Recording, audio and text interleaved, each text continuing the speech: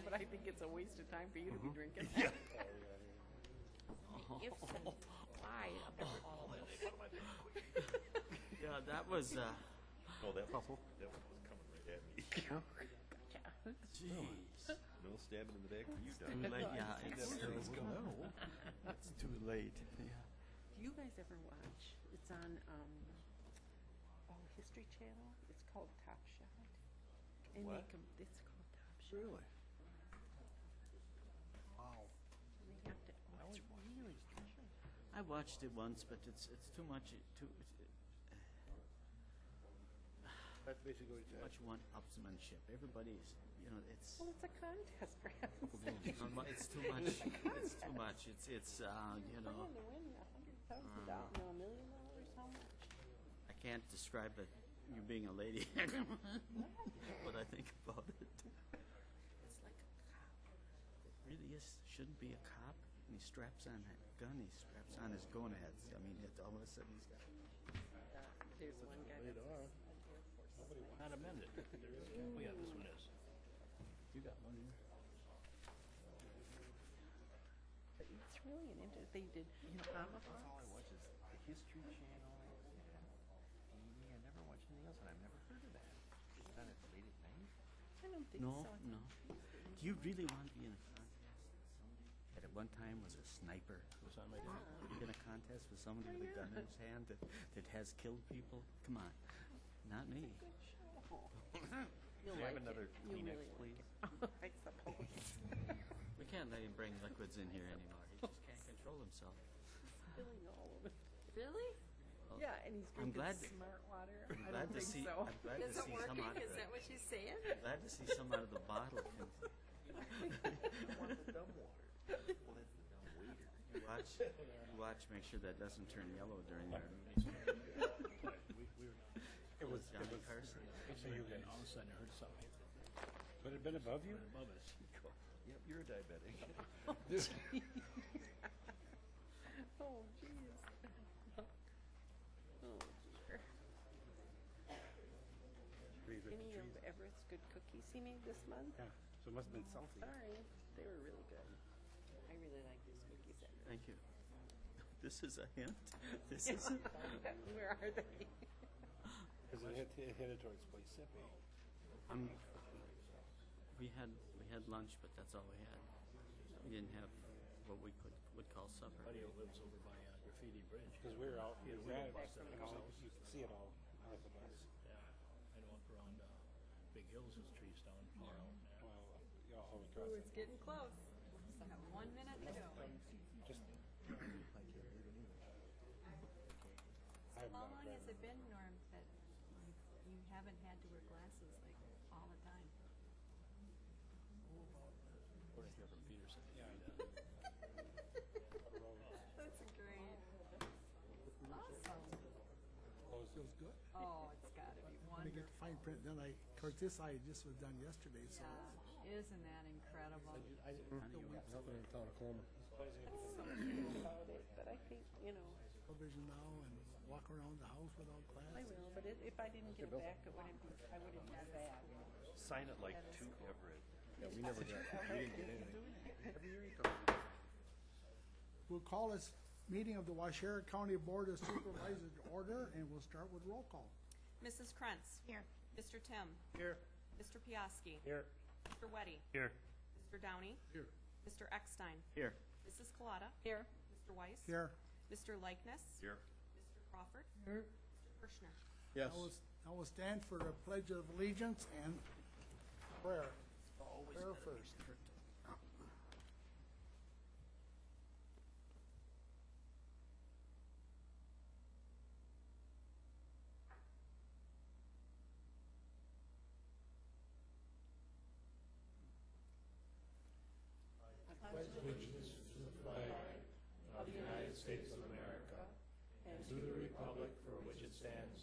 one nation, under God, indivisible, with liberty and justice for all.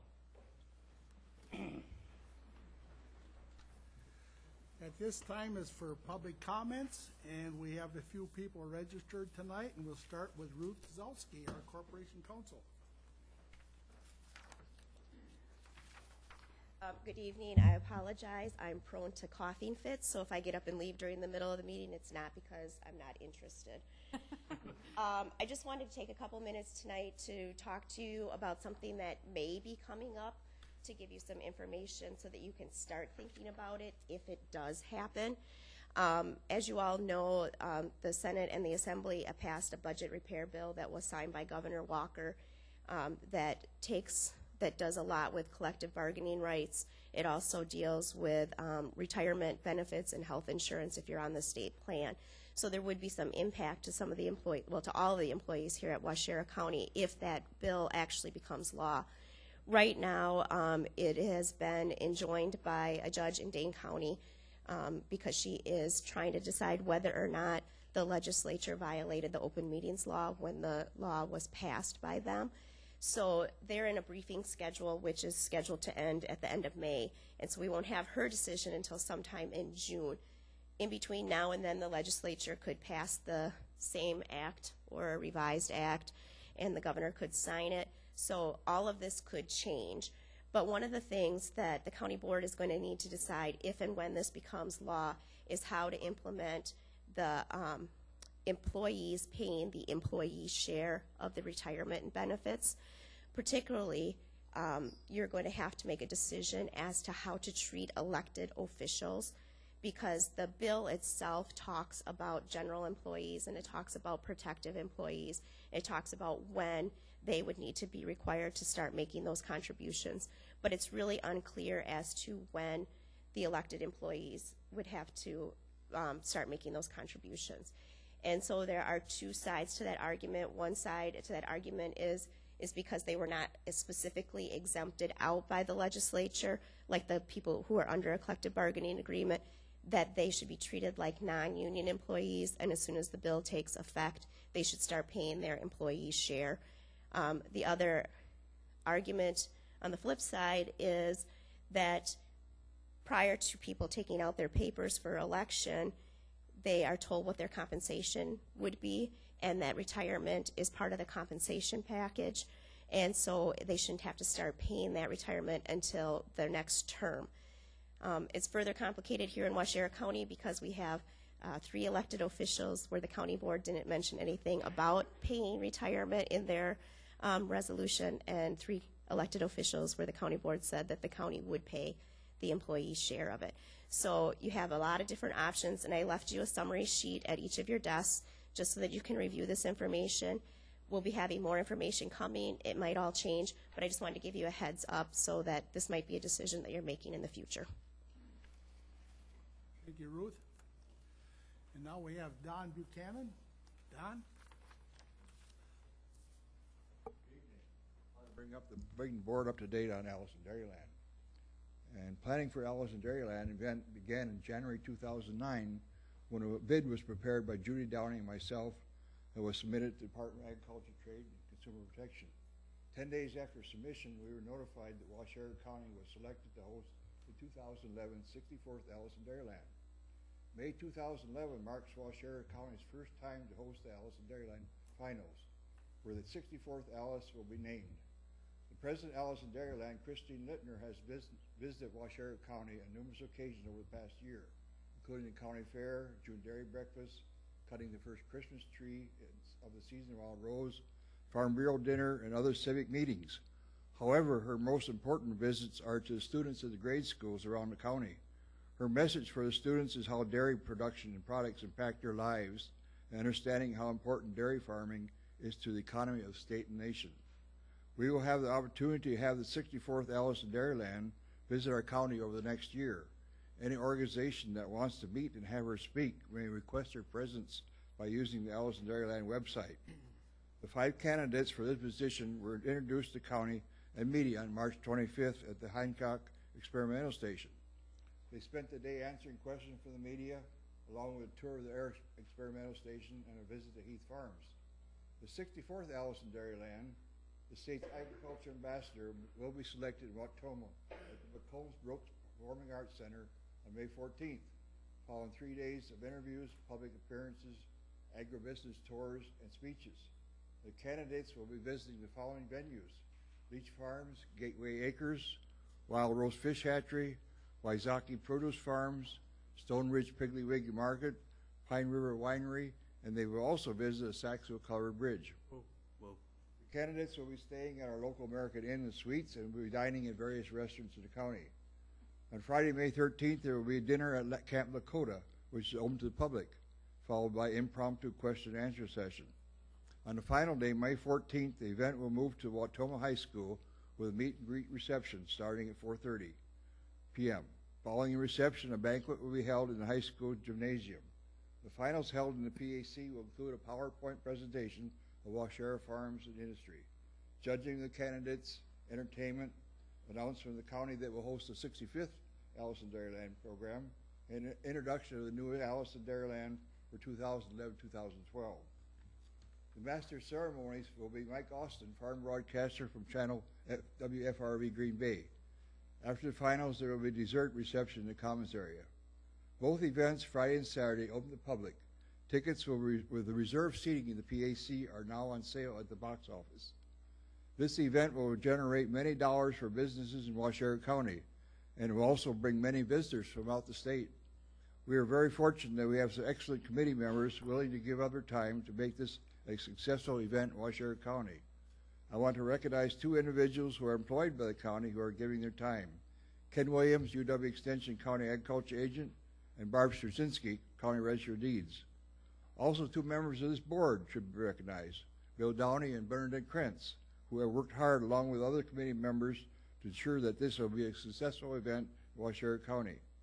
I encourage all members of the Waushara County Board to attend these events because the volunteers promised to make the 64th Allison Dairyland an event that will be remembered for many years to come. Thank you. Everett? Don, can you change that to the Springwater Volunteer Covered Bridge? Okay, but it's on their program, it's that, and the program goes to press tomorrow. I'll try it, Everett. I hope so. Saxville didn't have anything to do with it. Okay, now we have Patrick Neary.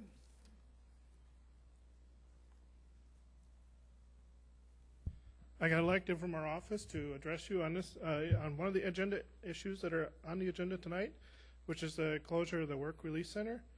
It doesn't matter to us at the UW Extension office whether the Work Release Center is in the courthouse or the sheriff's building. But, however, one of the duties of the officers of the Work Release Center is to provide security for the courthouse, the North Annex, and the South Annex. And if the Work Release Center is closed, the securities of these three buildings will need to be considered.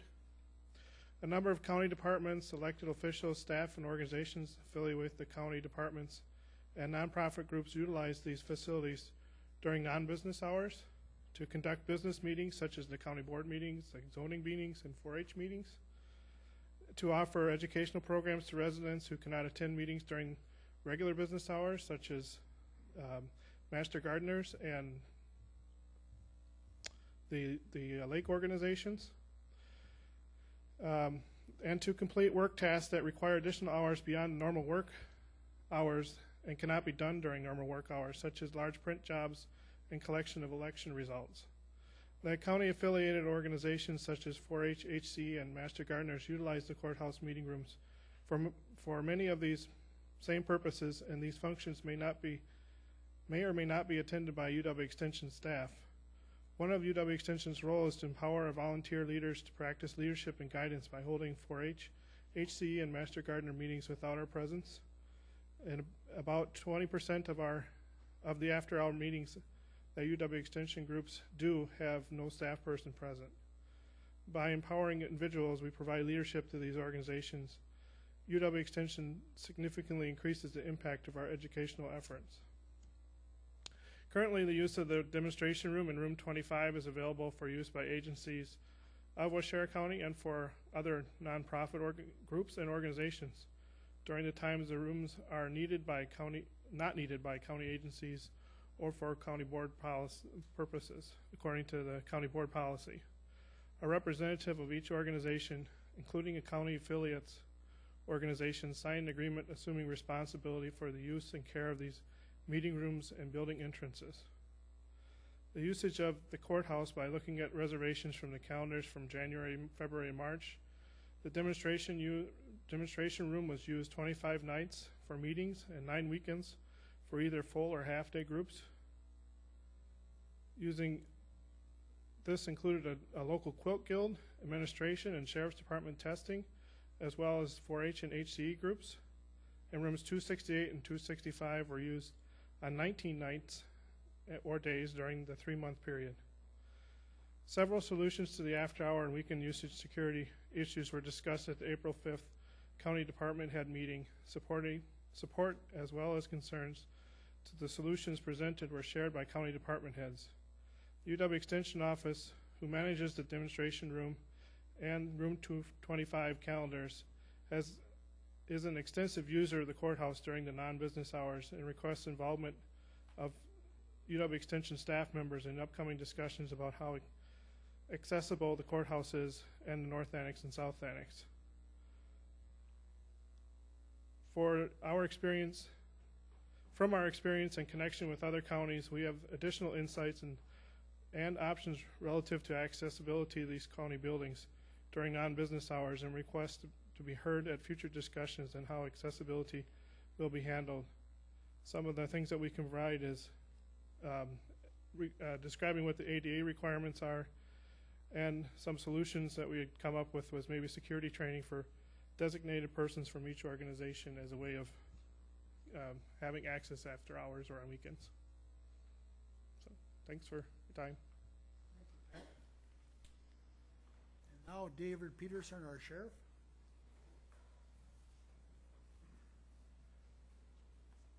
I gave everybody a copy of the information we've released to the press on the storm of Sunday night, which is an ongoing event in our lives anyway. And there probably will be more information released to the media tomorrow because they've been calling continuously. But you can read that over. The last couple of months I have told you that I would keep you updated on the progress or lack thereof of the radio communication project. There's not a whole lot to report this month. However, we are expecting the bids for the construction of the towers to be back the end of this month, and they will be opened at the radio study committee meeting, and they will then be forwarded to the public safety meeting in May, and we believe that we're still on track to come at your next county board meeting with the final numbers for the cost of the entire project. One of the things that Larry has I guess held my feet to the fire on is the Poisippi Tower site. To my knowledge, as of today, they have not signed an agreement on that site, and it's kind of a chicken and egg thing. They have provided us with the coordinates of that site so that we could have Motorola do a coverage maps so to make sure that it works for our project. And we have been assured that if this site does not work for our project, that they will be pursuing a different site. In preliminary discussion with Motorola, they have looked at the site, they've looked at the coordinates, the elevation, and the proposed tower that's being built there by Bug Tussle, and they believe that it will work. We were told that we should have the coverage maps by the end of this week or the first part of next week. At that time, we will notify Bug Tussle, and it's my understanding then, in conversation with their attorney, that then they will be signing an agreement with that property owner. So I think that's kind of the last piece of the puzzle.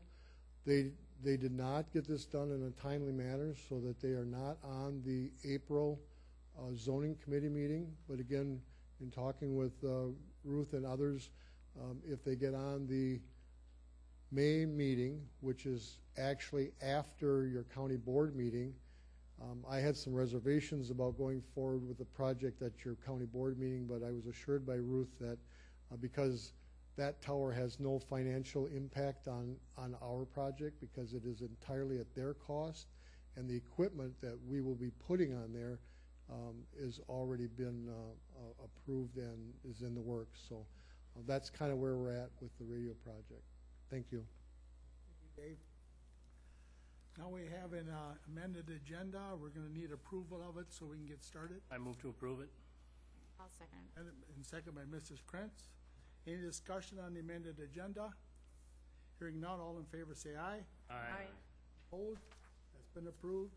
Minutes of our prior meeting, how do you find? Motion by Larry Crawford, I'll second him. second by Donna Colada. Any discussion on the minutes? Hearing none, all in favor of that say aye. Aye. Opposed? That's been approved. There's no old business and new business. We're having our emergency medical dispatch. Tim Rosine, our EMS director, is going to give us some insight. Thank you. I originally had planned a PowerPoint, but I've actually got a couple audio clips that I would like you to hear, and I want to just kind of talk about emergency medical dispatch, or some recognize it as pre-arrival instructions or priority dispatch. And essentially what that is that if someone calls 911, that starts the link of their health care. And from that point, depending on the nature of their call, we are right now absent of any priority dispatching or emergency medical dispatch. We are always sent like lights and sirens, or HOT, if you would. And emergency medical dispatch covers a couple different things. It not only allows the dispatcher to collect information that would change potentially the way we respond in the community, but it also, most importantly, provides pre-arrival instructions to the caller or to a caller's family or whoever may be there to maybe potentially render first aid or some life-saving treatments. So currently, and a lot of people are surprised by this, our 911 center in Waushara County, we do not do that. For those that remember, when 911 came to Waushara County, it was on the horizon to actually be implemented. Enhanced 911, for those probably remember that term.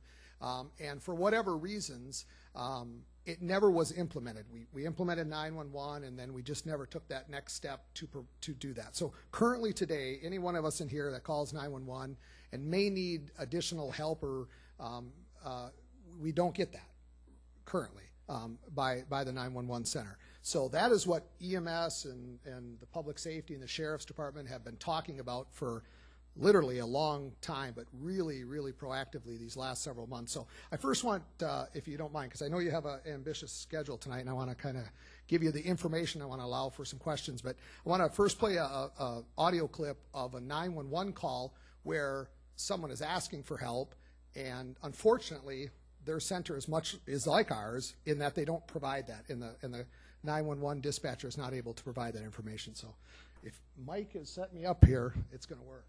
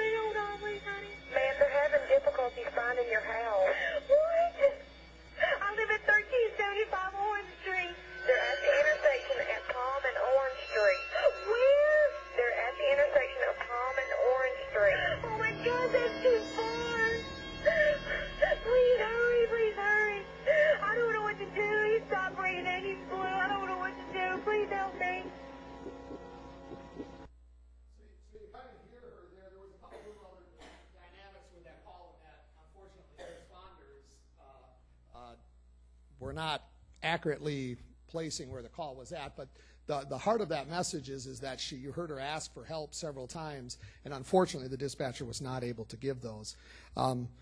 It's unfortunate because, in these situations when people collapse from cardiac arrest, minutes, of course, mean the difference. Typically, if something's not done in the first 10 minutes, there's zero chance of survival, and, that, unfortunately, the studies just confirm that. So I wanted to, talk about, again, some of the pros and cons in terms of emergency medical dispatch. I think there's a lot of, anytime you take on new projects, you wonder about what it all entails. Is it going to be a huge labor? Is it going to be a huge cost? And, So we took some time, and the Public Safety Committee, had asked me to contact several different 911 centers that utilize Priority Dispatch or EMD.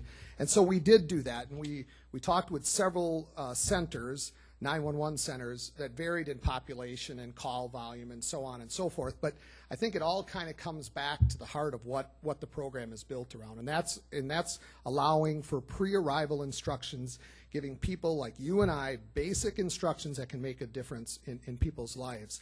And so we were kind of had thoughts about this is going to cost hundreds of thousands of dollars, and again, it create jobs and so on and so forth. And we found exactly the opposite from the centers we talked with.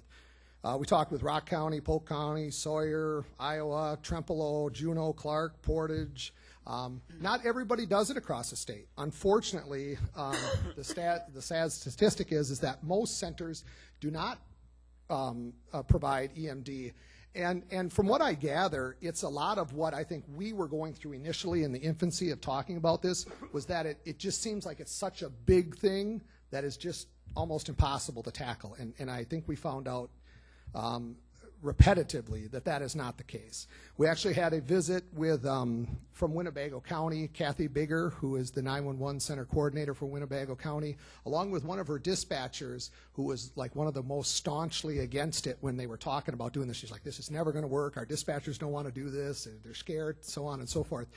And again, they came and told their story about the implementation, and that it just, with anything there can be program, involvement, but ultimately they wish they had put this in place years and years and years ago. And that same dispatcher that had some, woes about moving forward said, it's just incredible. It takes really the guessing out of these calls and really puts it in an organized format that allows dispatchers to do their jobs professionally, making good judgment, because we all, if a call comes in, we all handle it differently. This system allows them to use a set of predetermined questions and steps that they move to.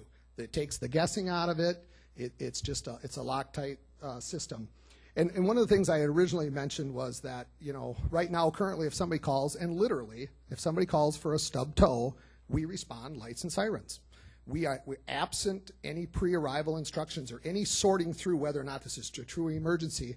That is statutorily how we must respond. That obviously puts our staff at risk. It puts the community at risk, kind of given our geographic location, how we pull out of that garage. We have those issues.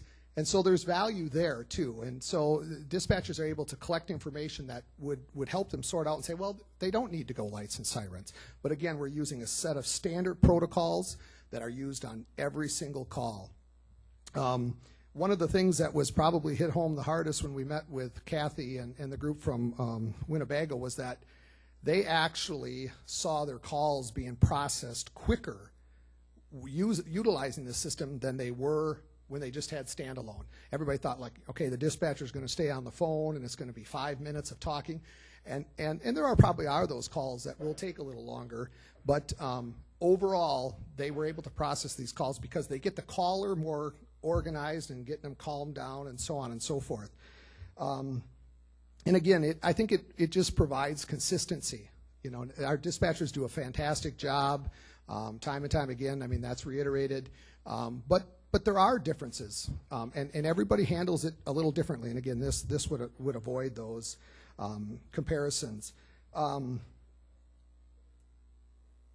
of the things, of course, that's biggest question mark is is the dollar bill, and how much does it cost? And we went into this again, kind of resurrected this. I actually went to the Public Safety Committee several months ago and said, this has been something we've been talking about for years. There's sometimes support, sometimes there's opposition, and what do you want to do with this? And the Public Safety had said, well, let's gather information, let's move forward with that.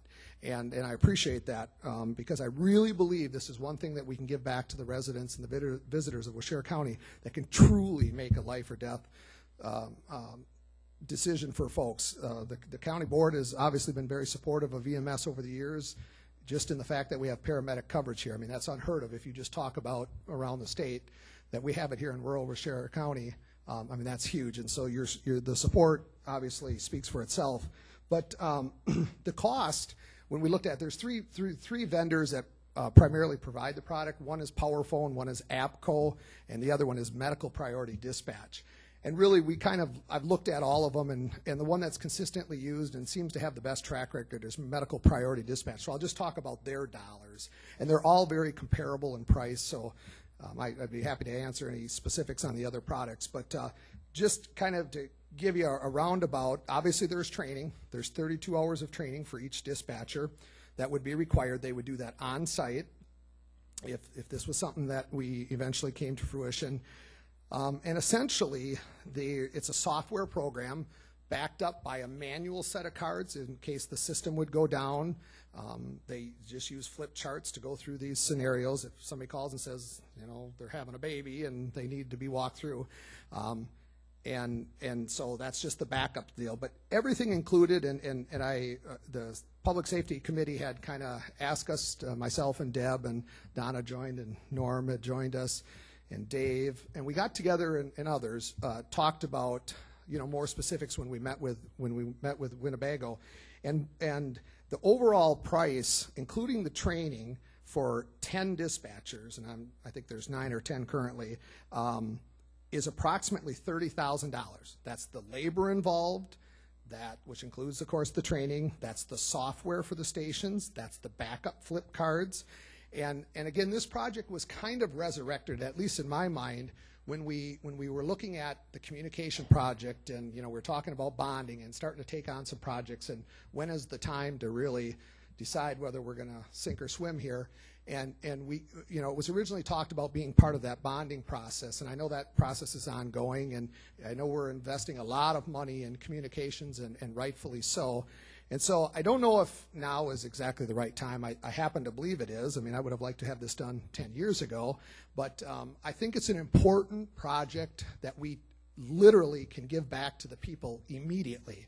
It does have a $30,000 price tag, roughly, and I say roughly because there's a few, I mean, it could be a little bit either way, but it's essentially about a $30,000 project. And when we look at the investment that the county has made in terms of communications and all that we do, and I think we've always stood apart from our neighboring counties, I would encourage the county board to at least keep in their mind as this gets closer. I don't think we're at a point where the public safety is asking for a vote, or we are, but we at least wanted to share the information with the full county board so that you were thinking about some of the things that public safety is talking about.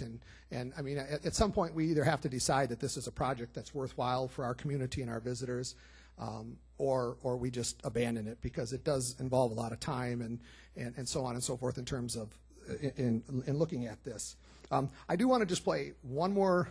You heard the clip that where unfortunately the dispatcher wasn't able to offer this person anything, any kind of, and it was actually in a rural community in Wisconsin where response times are already longer, like our situation, and where pre-arrival instructions are even that much more important. But this next clip is you'll hear where there's a child that's choking and a mother makes a call, and they do have pre-arrival instructions. So you'll see hopefully the difference. So it's just a minute or two, and then I'd be glad to answer any questions you had.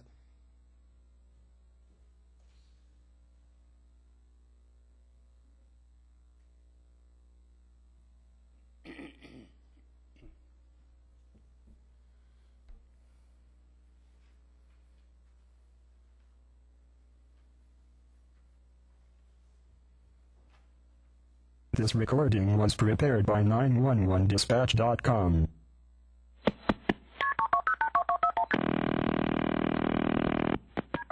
911 emergency.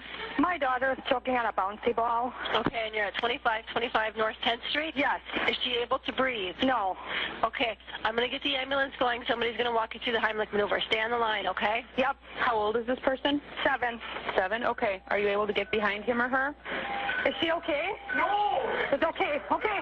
She's really turning purple. Okay. Do you know how to do the Heimlich? No. Is that her crying? No, that's my 3-year-old. All right. Go get Anna. I'm sure Anna knows. Can you have somebody stand behind her? My son is behind her right now. Okay. Wrap his arms around her abdomen. Right around her abdomen. And then lift up and towards lift up him. And, oh my God, she's about to pass out. Okay, lift up and towards him. Up and towards her. Up and towards her. Keep going. Oh my God, she's turning purple. Okay, my partner has the ambulance on the way. Thank you. Okay, tell me what's going on right now. Are you okay, Bob? Keep going. Just up and towards her, right in her abdomen. A little bit higher than the abdomen. A little bit higher than the abdomen. You're hurting her, Ty. I can't do it. You keep trying. Oh my God, I cannot watch this. Keep going. The ambulance is on its way. She's crying. She is crying? She is crying, but okay, she's turning purple. That means she's getting some air. That's good. Oh, she got it out. Okay. She puked it out. Okay. Thank God. Excellent, excellent. Oh my God.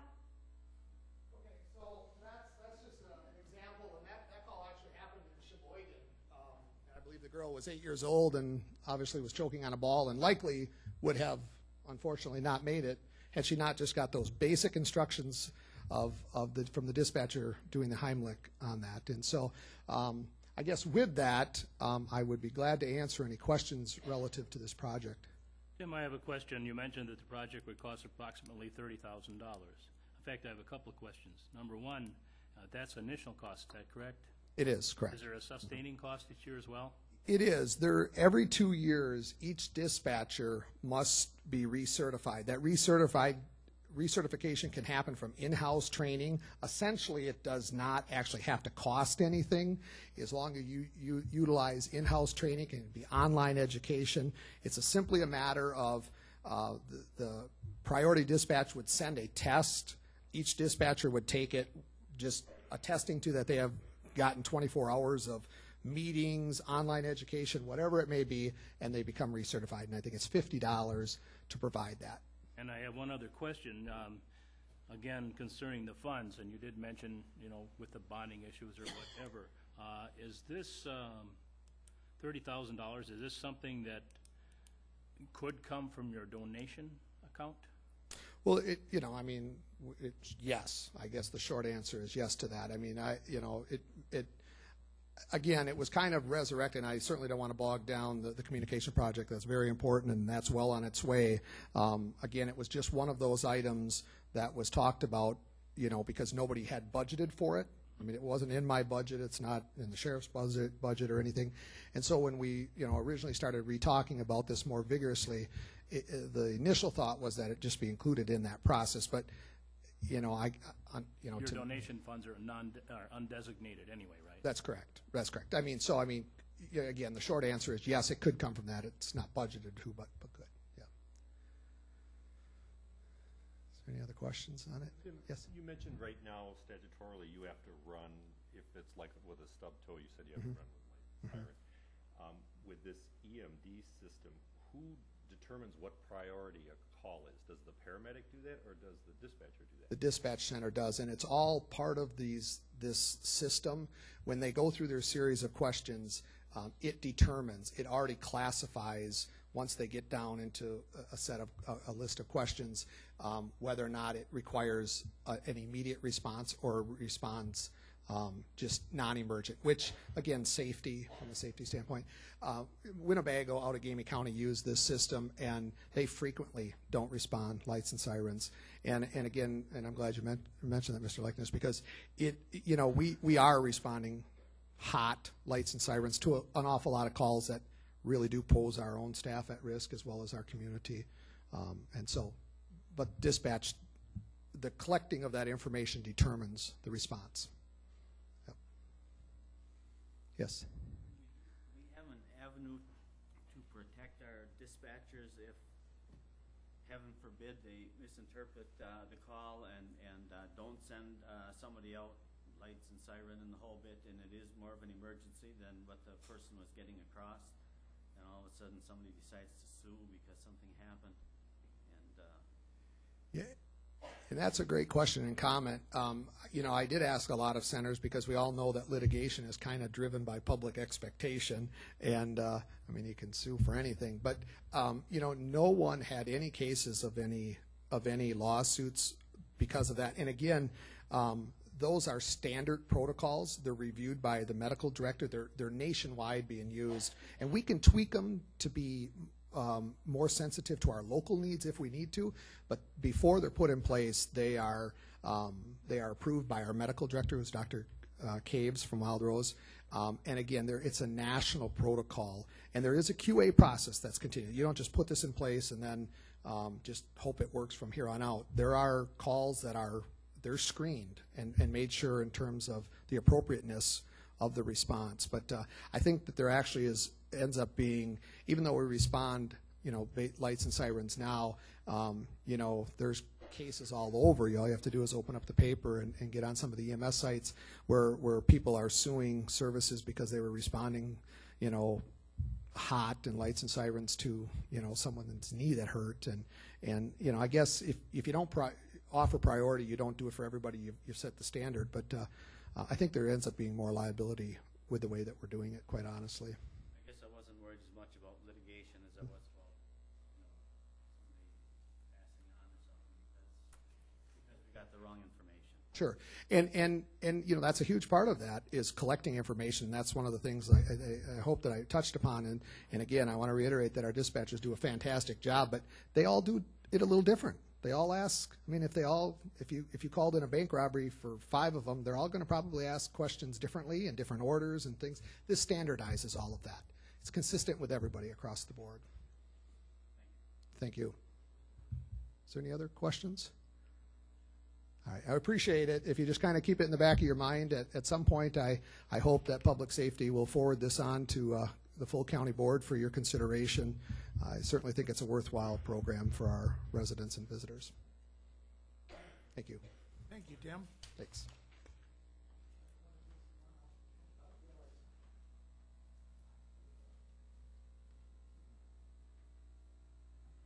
Okay, now we have discussion and possible action items, and the first one is motion regarding work release center recommendation, and Dave Peterson, our sheriff, has some information for us tonight.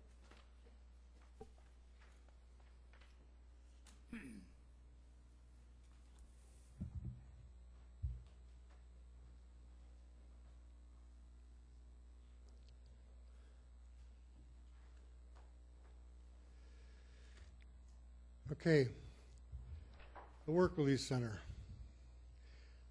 First of all, many times when I speak, I use we and I and me and them. This really has been a work in progress since last Thursday morning, and it was really put together by Lieutenant Peterman, Lieutenant Thurley, and Lieutenant Nett and Darlene, who are not able to be here tonight. We also had the advantage of last Wednesday, when Public Safety met, of having 2 representatives from DOC present at that meeting.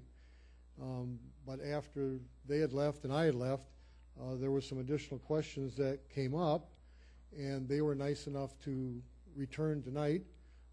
And I would just like to introduce them. That would be Nancy Phelan, our current jail inspector, and Marty Ordens, and I don't know what his title is now, but he was the jail inspector here when we were in the older facility, and has moved on up in DOC. I want to take a little bit of time.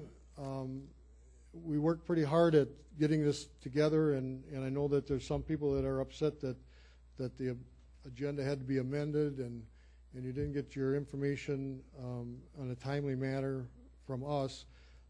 But we did work, we've been working since last Thursday morning to get this done. So if you'll bear with me, let me just go through what we hand-delivered to you this afternoon. The first, better get my packet out or I won't know what order to go in here.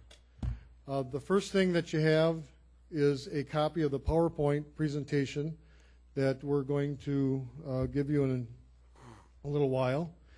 That is followed, if you page through that, that's followed by our current organizational chart, and the on-field positions on that organizational chart that we currently have is indicated by a blank line. The next page, Resolution 16-04-11, is the resolution that's on your agenda for later tonight.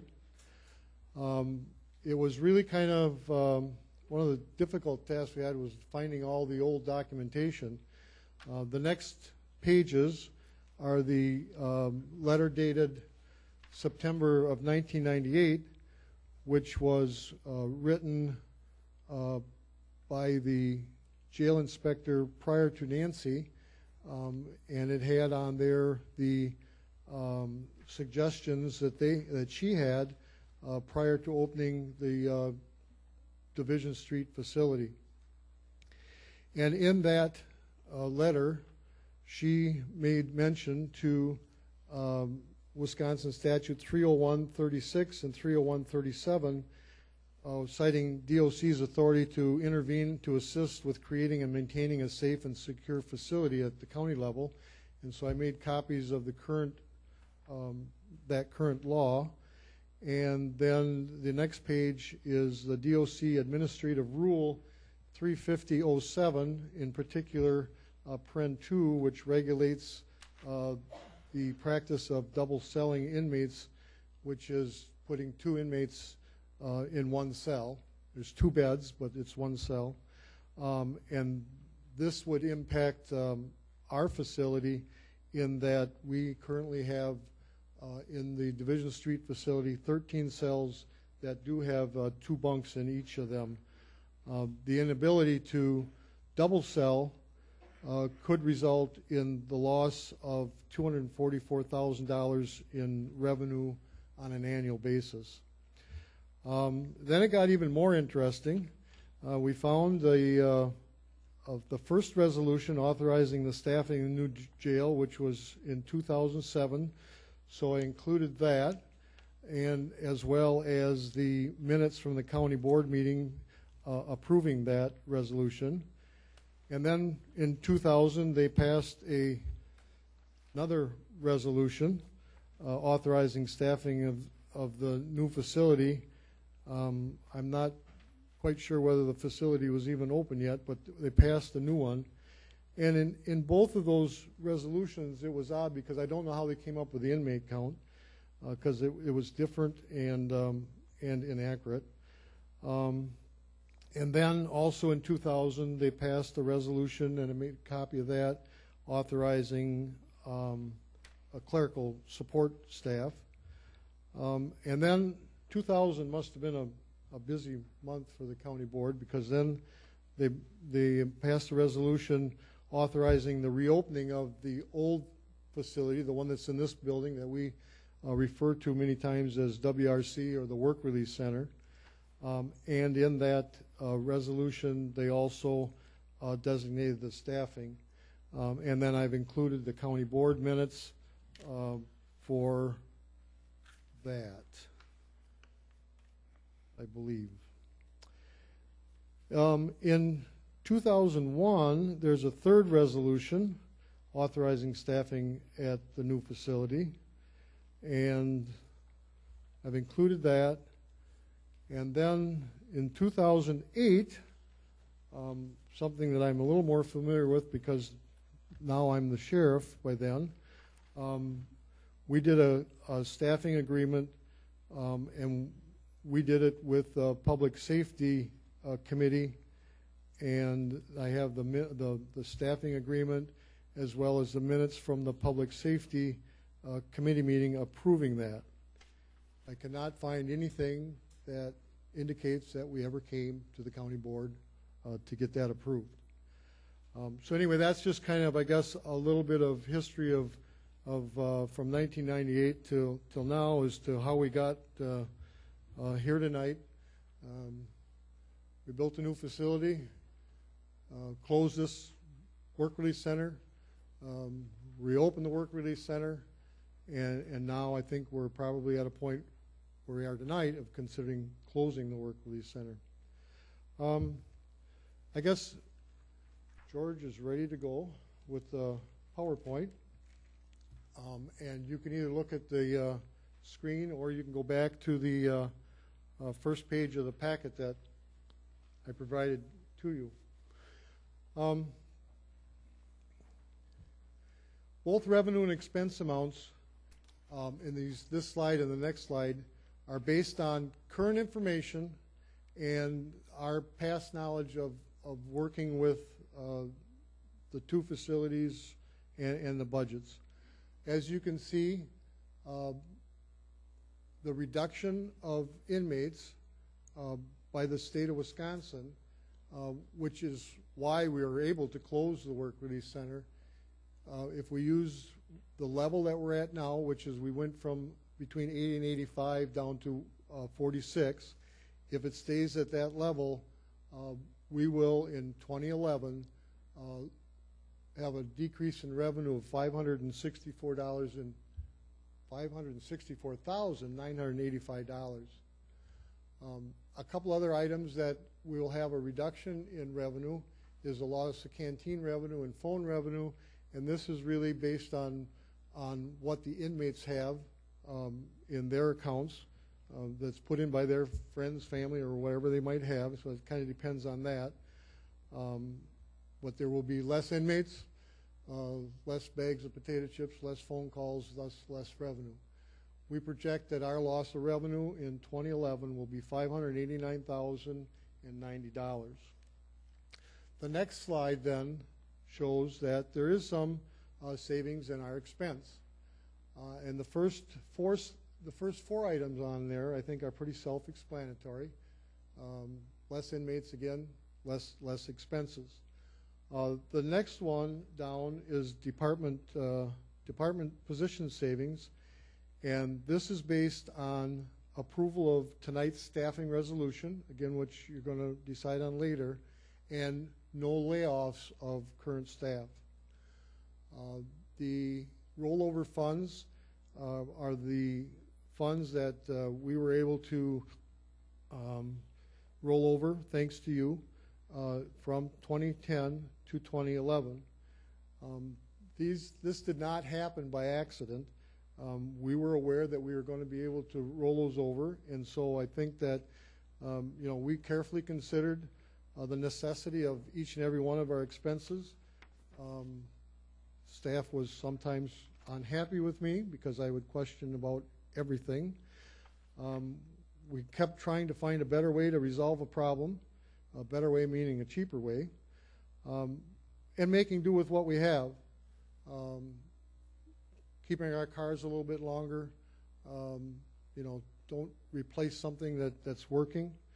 And we're looking for additional revenue sources, such as increasing our boat patrol presence and contracting with law enforcement, contracting for law enforcement services in 2010 and yet in 2011 for providing those services to other municipalities.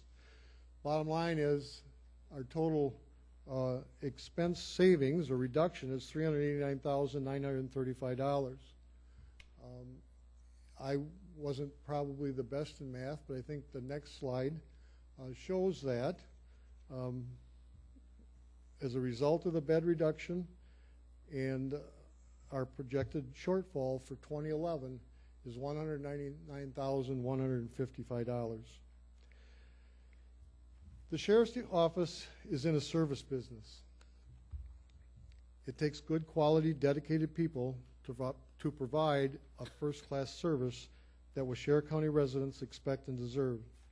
Corrections is a part of the services we provide.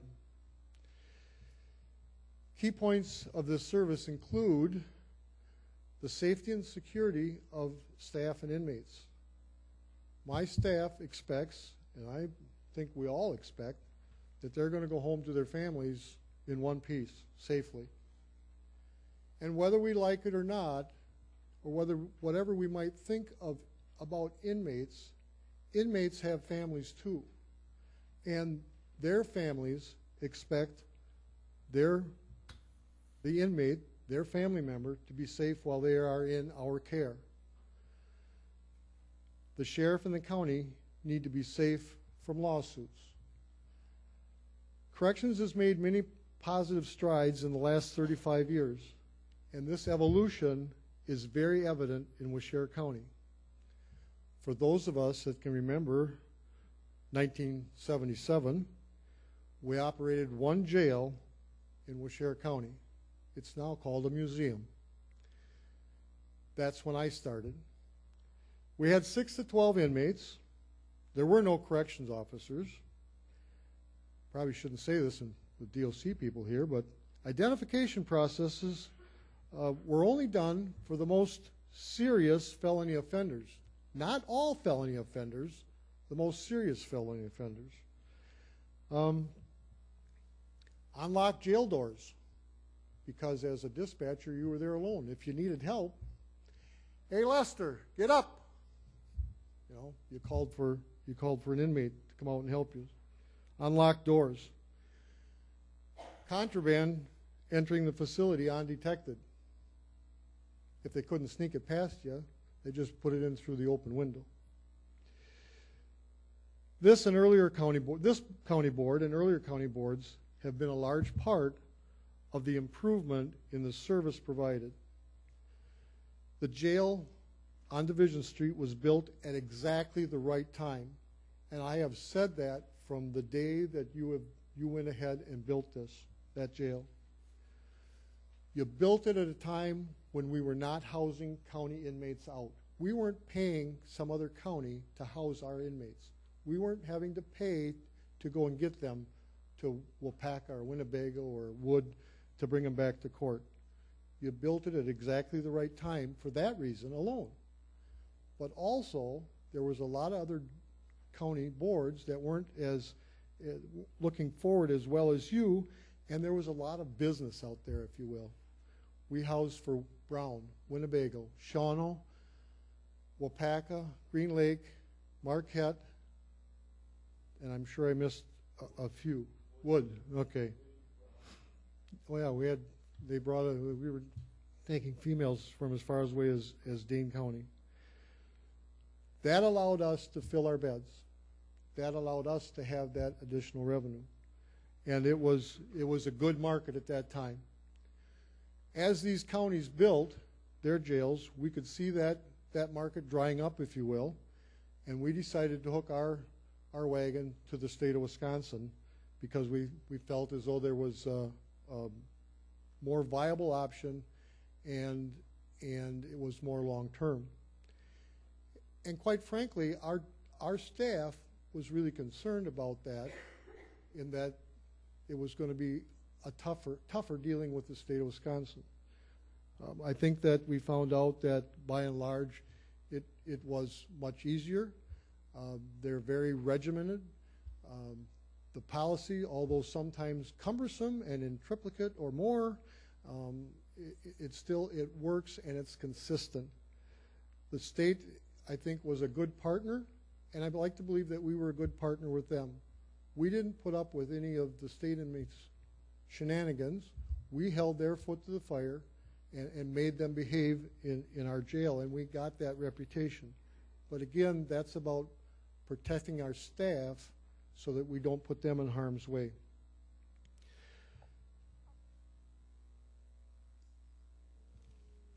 The original jail had 117 general population beds, and WRC, when we opened that, added 36 more.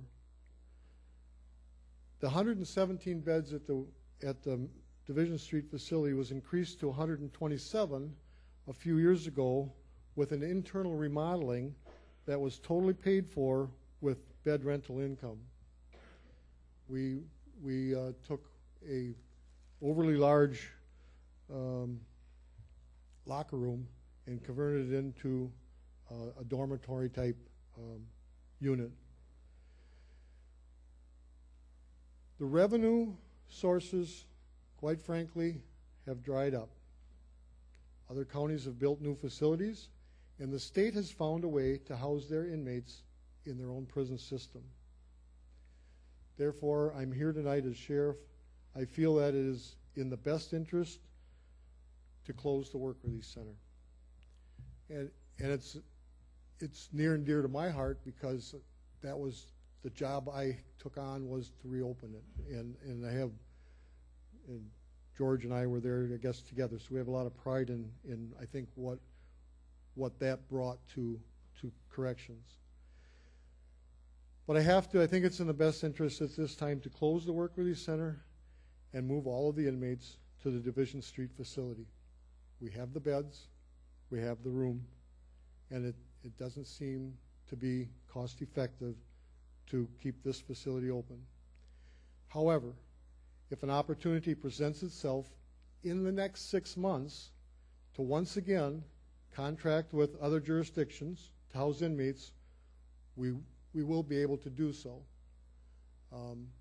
And in talking to the people from DOC, they are in as much a state of flux down there with their inmate in prison and all that as we are with what's going on in Madison. The transition to having one facility will permit us to better transition into 2012 by either permanently closing the work release center and having just the one facility, or reopening the work release center with a minimum amount of effort.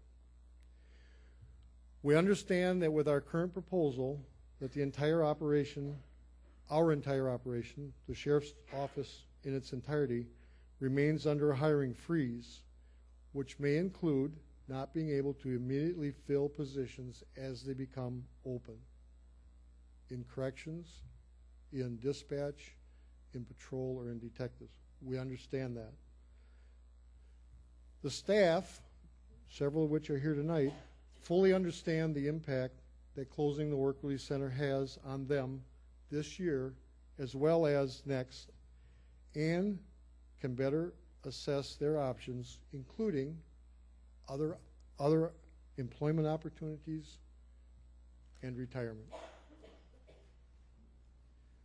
The Sheriff's Office administrative staff will be better able to develop an accurate 2011 budget based on local and state facts as they become known, and hopefully by the time we get to October, there will be something settled in Madison.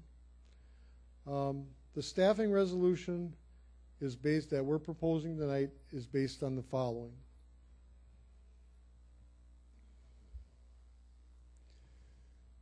We're proposing these 6 positions.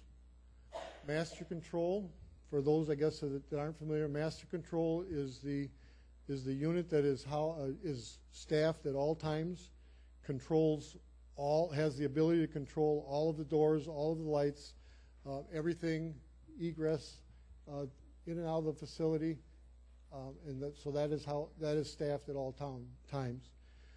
The housing control is down on the other end of the building, where we have approximately 80 beds.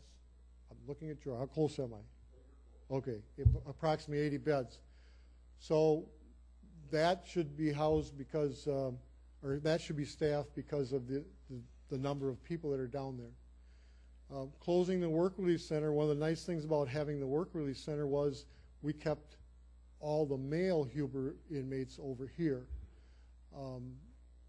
Having Huber inmates come in and out of facility makes managing a facility a little bit tougher because of contraband coming into the facility.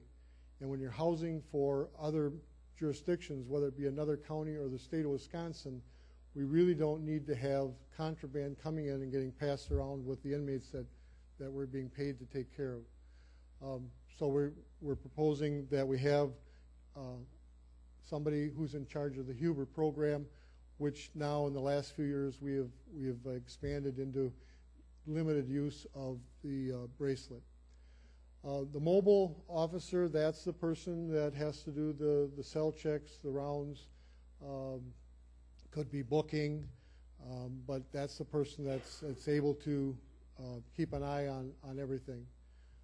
Corporal is somebody who's in charge of that shift, make sure that things are being run properly, and then we have a relief person.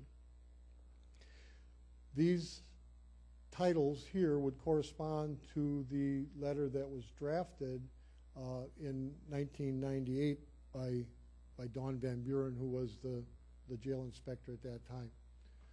Now, in a perfect world, everybody comes to work every day, nobody gets sick, nobody takes any vacation, nobody has a baby, nobody's wife has a baby, but we know that that's not reality.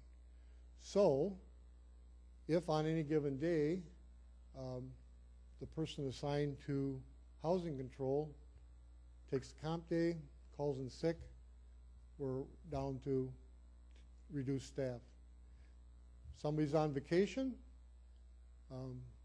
has scheduled time off, a holiday time off, vacation, we're down to 4. One of the things that we pride ourselves in our Huber program is that we make site visits, because people that are in jail are generally there because they can't follow the rules. When they're in our jail, we want to make sure that they're following the rules. We want to make sure that they're not going out and imbibing at the local watering hole and, God forbid, running a county board supervisor over on the way home, or their family. So we do make site visits. That serves two purposes, really, because we have found that although economic times are tough right now and jobs are not plentiful, and we have a lot of our Hubers that are not working, the employers appreciate us doing those site visits, because you know what? Those people are the best employees in the world, because not only are we keeping track of them, the employer's keeping track of them, and we tell them and we expect that they will obey all of the rules that the employer has also. And if they don't, then we hold their feet to the fire when they come back home. It also gives us a better reputation out in the community when you do that maybe you'll have a business or company that will take a flyer on hiring an inmate and then bring in some revenue. So when he's out on his site visits, we're down to 3, which is right now what we consider minimum staff. With the closing of the Work Release Center, of course, we're going to have to transport inmates over here. With our proposal, we're going to have to cross-train our corrections officers in dispatch, so they're going to have to pick up some dispatch shifts. So if all 4 of those things happen, somebody's got to come back to staff the jail. Currently, looking at last year's figures, we have just in benefit time almost the equivalent of needing 4 officers to fill the benefit time. So with that, that's what our resolution states. The next slide, if I didn't get lost here, it's almost as bad, Bernadette, as being an auctioneer. Again, I guess I can clarify this. George sent out an inquiry to his peers in the jails, and he asked 4 questions. What is your ADP, or average daily population? How is your facility staffed? What is your impact against the levy? And do you currently house inmates for other counties?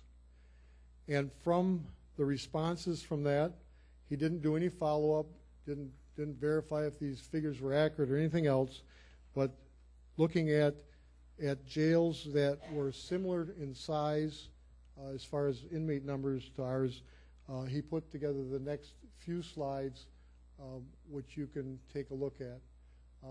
Barron County,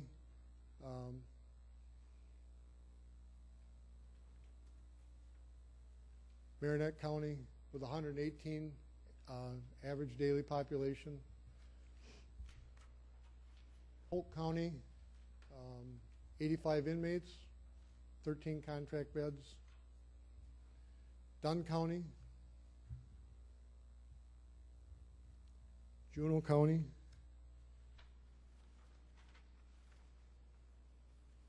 Vilas, and Washera. We project that our average daily population, by closing the work release center and maintaining 46 state inmates, will give us an average daily population of about 108 inmates in a 127-bed facility. You have to realize that not every bed can be filled all the time. We strive to be at about 85%. Classification of inmates doesn't permit us to house certain inmates with other certain inmates. The Huber program, obviously we don't want to house people that are going out to work with inmates from the state that are awaiting placement in a prison and maybe are here on a first-degree homicide. You can't house those people together. We have a lot of flexibility, again, thanks to your foresight, in that we have different numbers and different pods, but you can't fill every bed every day all the time. So that's our projected for 2011. So here is all of the counties together, and we're not kidding anybody when we take out all the rest of the stuff. It's about the dollar.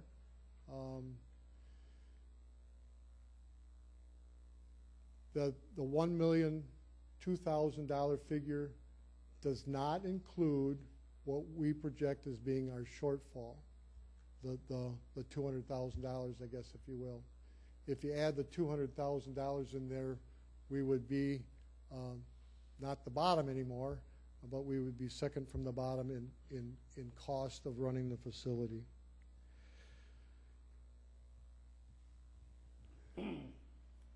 Even though we may fall short, because I'm a firm believer that in April you don't give up on a budget. Even though we may fall short in 2011 by nearly $200,000, we're still operating very efficiently. This does not happen by accident. This happens because of many individual people willing to work for the benefit of all. The benefit of being able to offset the cost of operating a jail that every county is required to do has been reduced, but our obligations have not gone away. We're still required to operate a jail. You can be assured that, as we have always done in the past, we will continue to meet our budget as best of our ability without sacrificing the service we provide to each and every resident and visitor in Washera County and each and every one of our staff members. With that, I told George he should take notes and remember everything I missed. So. You did a very good job. The one thing that I do want to point out to everyone is that the staffing plan that we present in front of you is in effect not laying off any staff members at the work or at the sheriff's department. But we're going to be, if the work release center is decided to close, we're going to be in a transitionary period where we're going to go back to operations that we once had 10, 11 years ago. Operations that have long been forgotten by me and have not been experienced by most of the jail staff. And we're going to have to sort of have a feeling out process. And having the staff available to allow that to happen, so that when August and September come around, we start looking at the 2012 budget, we have a better idea come January 1st if the work release center is going to reopen, if it doesn't close at all at this point, or if it's going to close down permanently. We can better budget for 2012 knowing what those operations have to be. And we also understand that come August and September, when we're in the budget process, our entire operations, our entire staff is going to be under scrutiny and looked at and dissected to see where things can be made more efficient and how operations can be better utilized in order for us to make what we anticipate is going to be another 0%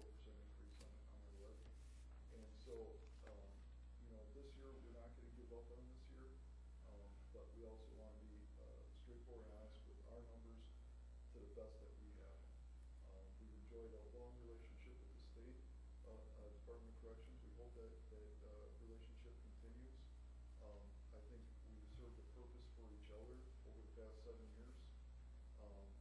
But you know, it's just like anything else in a business relationship. It cannot last forever. They have an end to meet, and their end to meet is to stop spending money on housing inmates elsewhere. And we had an end to meet, and that was to generate revenue for the county. They're meeting their end. We have already met ours, and hope to continue to meet ours. The other thing that's in our projection is that the money that's in our budget this year to pay for the utilities over at Work Release Center are still in those figures, even though we may not be here to benefit from them. It's our obligation to meet those expenses in 2011, at least. Hey, what about courthouse security? What about the officer that should be on duty anyway every day when the courthouse is open? That is a member of the other bargaining unit, and what we have done in anticipation that this was going to happen is that we moved an officer from corrections, because we went ahead with the forming of the eligibility list, and we took one officer off of that list who currently is working in corrections, and he started on Monday training and dispatch, and that officer, or that position anyway, might not be that particular officer, but one member of the other bargaining unit will be in the courthouse. I do have to go back to that because of the way the contract is written with the 3-on, 3-off.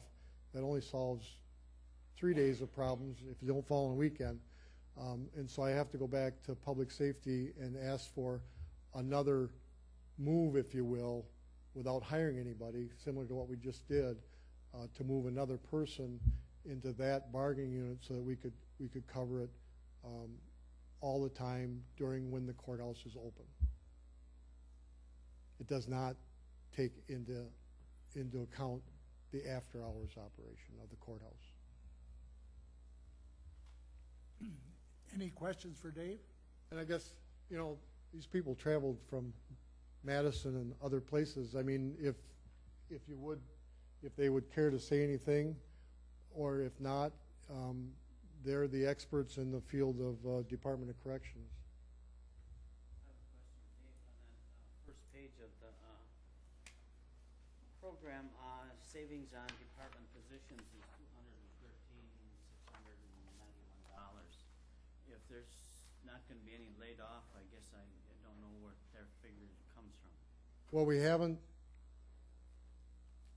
to meet our 2011 and our 2010 and our 2011 budgets, we left positions open, and we're going to fill them at a later time.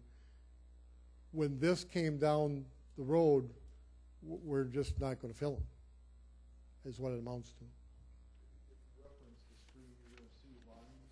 Wherever you see a line, there was once a body associated with that line, and those are unfilled positions. And that includes the one in the way in the bottom, in the middle. That's last year we had a summer help that helped us out in corrections, so we don't have that. The LTEs, we have not had any LTEs. We didn't have any last year, but it was still on our organizational chart. So, but that's what those lines indicate.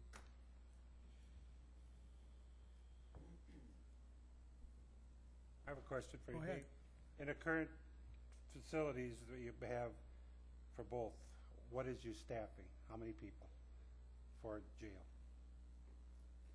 I guess what staffing do you? For your jail, all your jail staff. You need what? Minimum staff, or how many? How many do you have now? Right. What we have per shift assigned, if no one called sick, no one was on vacation, everybody's at work,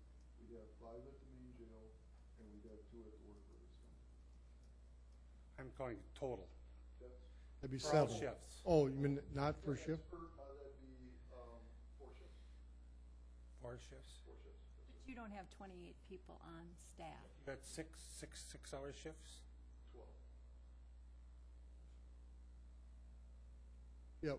Yeah, we do have, if all those positions were filled, we would have I'm 28. not saying if they're all filled. What do you have currently now for your jail, for both places? 24. 24, okay. Okay, if you closed this one and went to Division Street, how many would you need to staff Division Street? 24 is what is in our resolution. Why would you have to have 24 versus, you got 24 for 2 and you're gonna have to have 24 for 1? We had 28 for 2. You just said 24.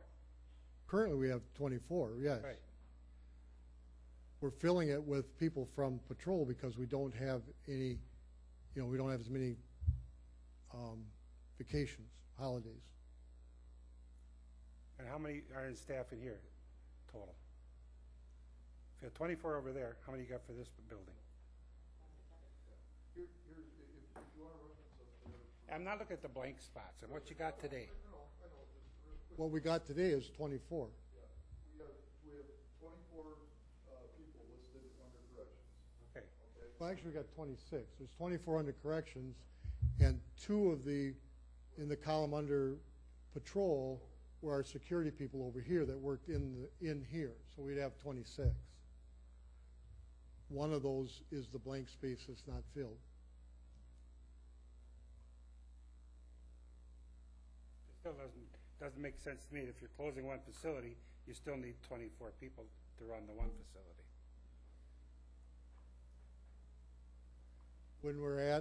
When the required number to run both facilities, even in our peak times of summer, when we don't have the other people to backfill, and we don't have, we have all our dispatchers in, is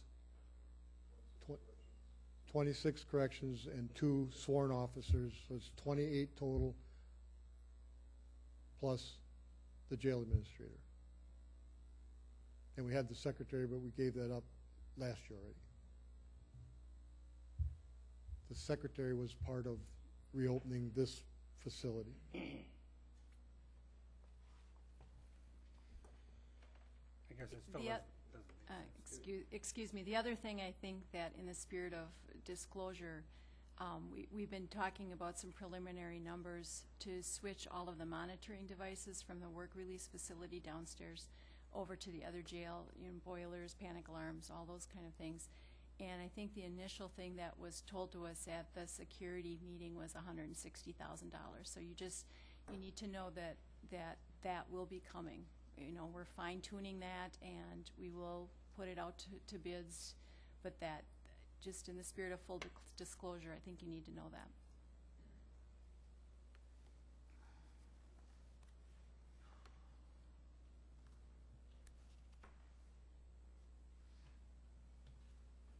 Any more questions for Dave? Okay, Marty, you have anything to give us, or?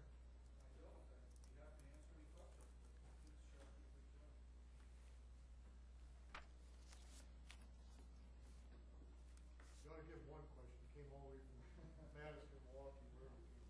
I ate a Subway tonight.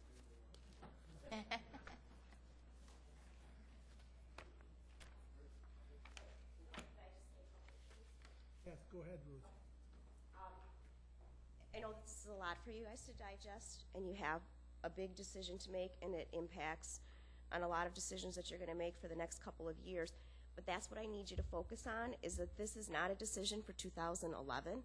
This is a decision for 2011 and beyond. So even though we're talking about $160,000 to transfer the security and that kind of stuff, I think what the sheriff said is true, is that we are at a point in time where we need to consider closing the work release center. If you don't do it today, you might have to do it tomorrow. You might have to do it next month. You might have to do it next year. That $160,000 to transfer can be part of the bonding process. If you don't take care of that stuff now, if you're not thinking ahead to 2012, you're going to have to take that out of the general fund once the bonding is done. So, I mean, there's a lot of things to think about with this. It's not just a decision on what's going to impact for 2011. We know that with the governor's proposed budget, you're looking at a 0% increase for 2012. Okay, the last few years, even with the levy caps, we've been able to go up about 2%. So now you're going to have a 0%, which means that everybody is going to be looking at how are they going to meet their budgets. And you're going to have to make some more decisions about what kind of programs you're going to need to cut, what kind of things that you're going to be able to fund. So when you make the decision today about whether or not you close the Work Release Center, you have to be thinking ahead as to how am I going to meet 2012. And you don't want to put off making a decision now that you're going to have to eventually make later that you're going to have to take out of your general fund. Because we all know you can only take so much money out of the general fund before you're risking having problems with the auditors, you're risking not being able to meet daily expenses. So I know the $199,000 sounds like a lot of money, the $160,000 sounds like a lot of money, and I'm not saying that it's not. But you have to look at what you're going to do today, what you're going to do for the rest of this year, what you're going to do in 2012, and kind of think about where you want to be at the end of that. The Sheriff's Department is currently under a hiring freeze by the Executive Committee, which means if anybody retires, anybody leaves for another job, they can't fill that position without having approval from not only their home committee, but also the Executive Committee. So you may be looking at, the staffing requirements that their staffing that they're asking for in the resolution tonight now might be different if somebody leaves. I mean, that's a maximum amount of people that you're talking about. It's not necessarily the minimum amount. So, one of the things that they're attempting to do with that is not lay anybody off. And I can greatly appreciate that because I know that I don't want to lay anybody off anywhere in the county, and I don't think that any of you do either. It may come to that at some point in time, but it may also work itself out through attrition. There is the transition period. We're changing record management systems. There's going to be training. We have a lot of long tenure people, so there is a lot of vacation and things like that to cover. That $199,000 does include the security officer here in the courthouse, so it's not like that's another increase that we're going to come back and say, now you need to have a security officer in the courthouse. So there are lots of things that go into this, and so I just want you to think about all of it, and I want you to think longer than the end of 2011 when you're making this decision, because it's going to impact how you budget for 2012 and beyond. So whatever decision you make tonight is going to impact on where you go from here and what kind of decisions that the home committees and the county board is going to need to make as we go forward. Everett. I didn't discuss it, but I heard from some of the other county board members as they were coming in. We just got this information this afternoon, and it's a lot to digest in spite of Dave's good presentation. What would the effect be, or would there be any effect if we tabled this until next month? Is there a reason that we have to do it tonight? What would happen if we tabled it? And this is for anybody to answer. I guess it depends on what you're talking about tabling, because there's two different things on your agenda for you tonight. One is whether or not you're going to close the Work Release Center. The Public Safety Committee's recommendation after their meeting was to close the Work Release Center effective May 10th, which is when the current schedule ends, so that the new schedule would start with only having one facility open. That May 10th date is prior to your next county board meeting. So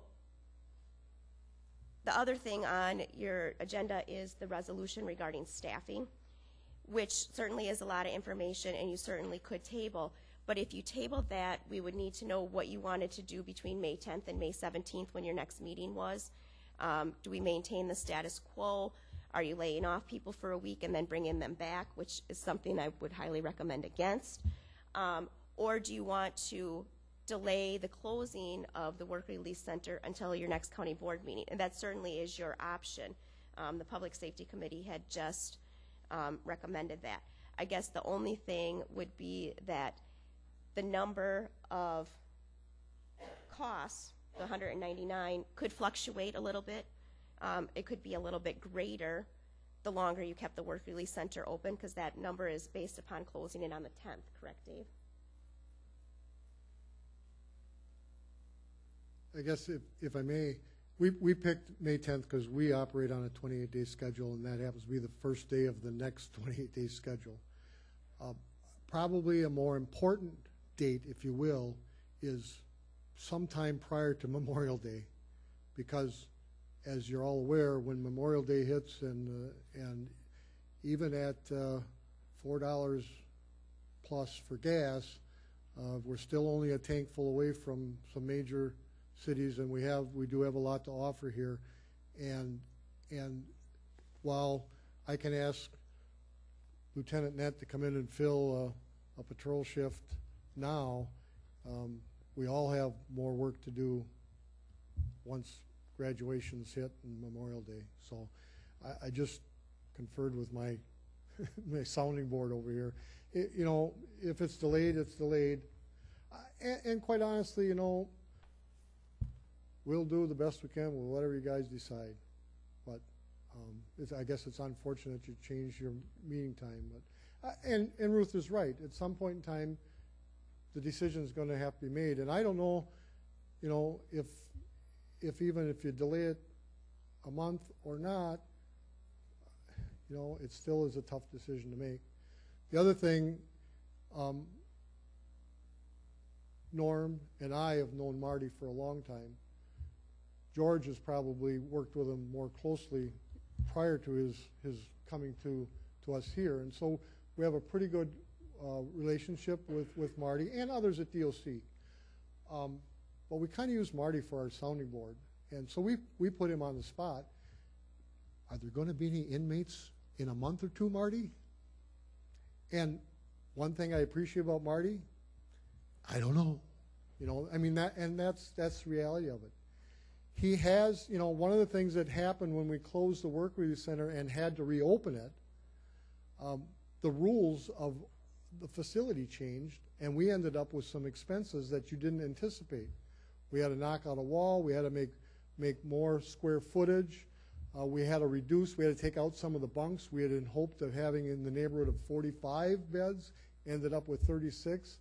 You know, you do the math, at $51.46 a day, it comes to be significant dollars. But we had to do it. We've been told, and everybody at DOC has been honest and upfront, painted a bad picture rather than a rosy picture from the day we started this, and I appreciate that. I think we all need to appreciate that. But Marty has also said, Marty and Nancy have said, that right now, in the short term, they don't believe that the rules haven't changed at the Work Release Center, you know, what we'd have to have for facility since we reopened it. So if we closed it for a short while, it probably wouldn't take that much effort to get it commissioned again. They were honest. Again, they were honest and said there are changes that they're looking at, you know, so I don't think that's not an open-ended thing. And that's why I think, you know, this year can be a transition year, but when we're starting to work on our budgets for 2012, we're going to have an idea, they're going to have an idea whether they're going to have any inmates. I think we've been a good provider. I think we have a good track record with them. And if they have inmates, I think that they would look at housing them back here. But as we stand here today, and I don't think it's going to be any different on May 17th. There's not going to be any more inmates. If anything, it's going to go the other way, my opinion. The state is going to look at saving more money, and as nice as that $51.46 a day is coming in, it's just equally as bad for them going out. So if anything, I think that we're more likely to find some more reductions. But the word transition has been thrown around here, but I think it's very, very accurate. This is going to be a learning process. far are these inmates going? If they're going back to the state, where do they go from there? You let them loose? I mean, let them go? They're coming back into our system. The numbers have gone down statewide in our prisons, so we've been on a pullback plan for about 2 months now, where we're bringing inmates back into our own system. So that's where they're going. That's the question. Right. If you remember, a lot of sheriffs put the heat on the state to bring the inmates back from out of state, and they have done that, and we got those inmates. Well, it hasn't stopped. The numbers, I guess, have kept going down, and so now they have the facilities to take all or more of them anyway. Now, what will happen with the new OWI law, the governor was big in truth in sentencing, where that goes, what impact that will have, those are all unknowns. And when you're dealing with this kind of money, it's tough to deal with unknowns. When we first were looking at getting a state inmate contract, we went several months with the situation that we have right now. More beds, a lot more beds than we have inmates. At that time, we could have put them all back into the jail on Division Street. But there was that light at the end of the tunnel, that glimmer of hope that we would get a contract. And times were a little bit better, 10 years ago. And so we waited it out and had the revenue for these years. I think that, we don't have that luxury now of looking at that light at the end of the tunnel. I don't even see one. But to think that we're going to get state inmates back, I think is not going to happen, but we're going to be prepared if it does in the next 6 months. Any more questions? I do have one other comment. I think it's important for us to, understand that this is impacting quite a few employees, and this has been over their heads for about 6 weeks now. And just so you're aware that there is pressure on employees because they're waiting for you to make a decision also. Well, we had a very good presentation. Go ahead, Dave. Just one comment on that. I think, yes, there's been a lot of pressure on employees, but we have been, as administrators, Deb and us, we've been very honest and upfront with them, and I think they appreciate that and they understand it, and I don't think it has made a lick of difference in, the way they perform their duties. So, thanks. Okay, we're ready for some discussion, more discussion, or else we need a motion to bring it on the board for a vote.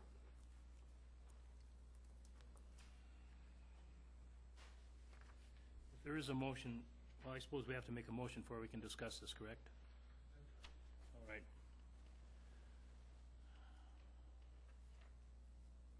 Motion should be to close it or not to close it when you make the motion, though.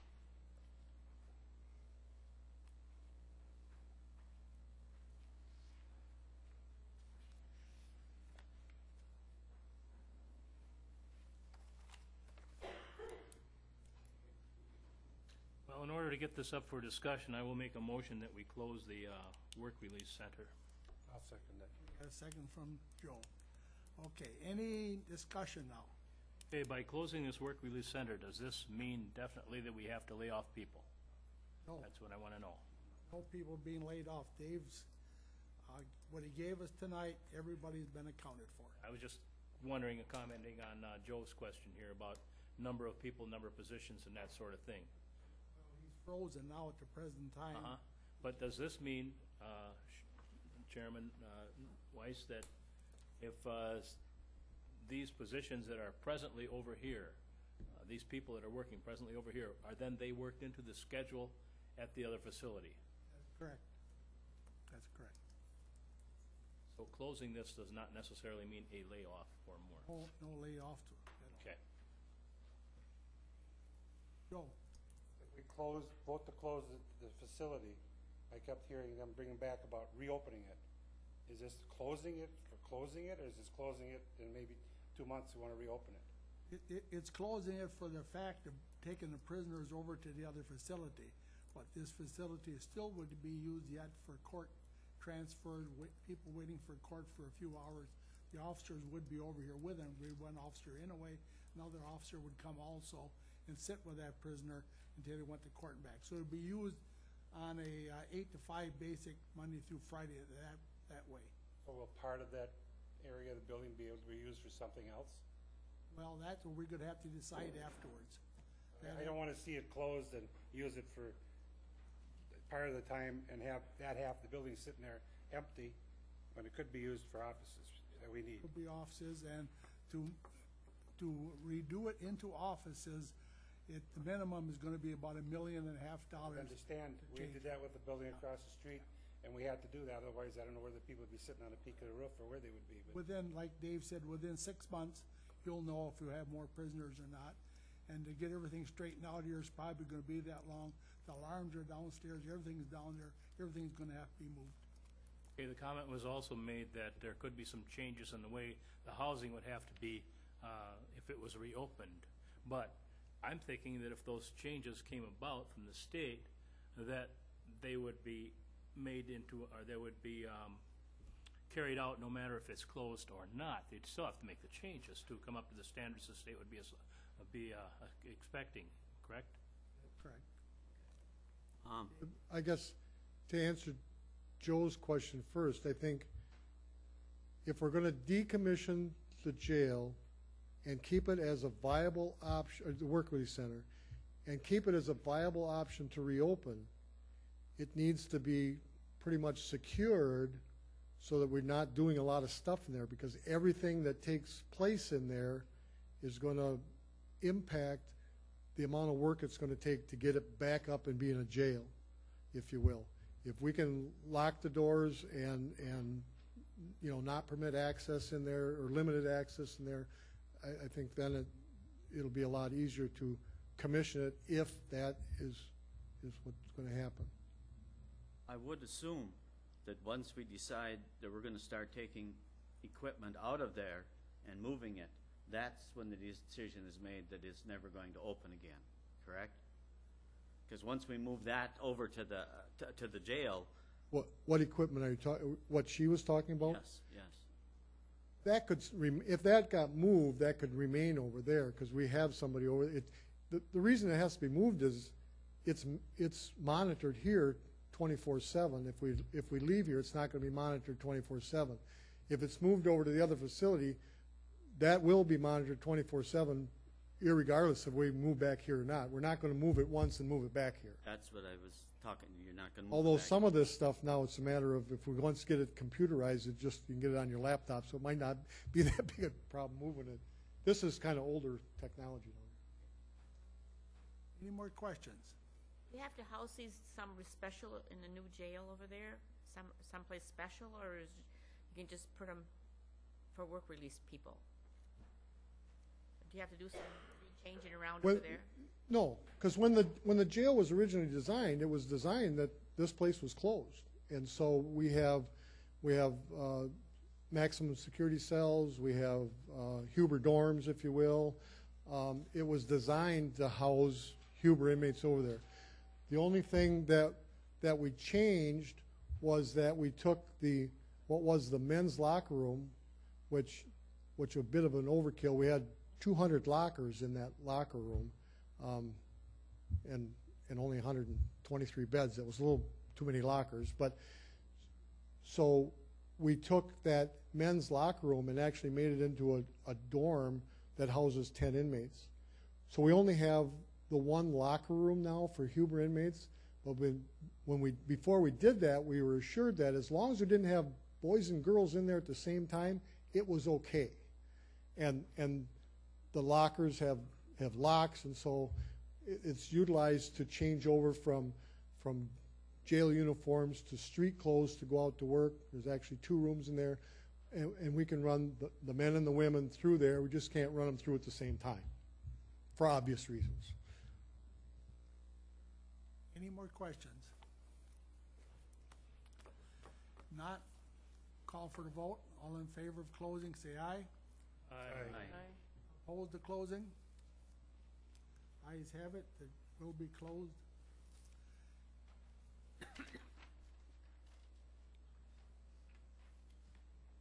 Okay, bylaws.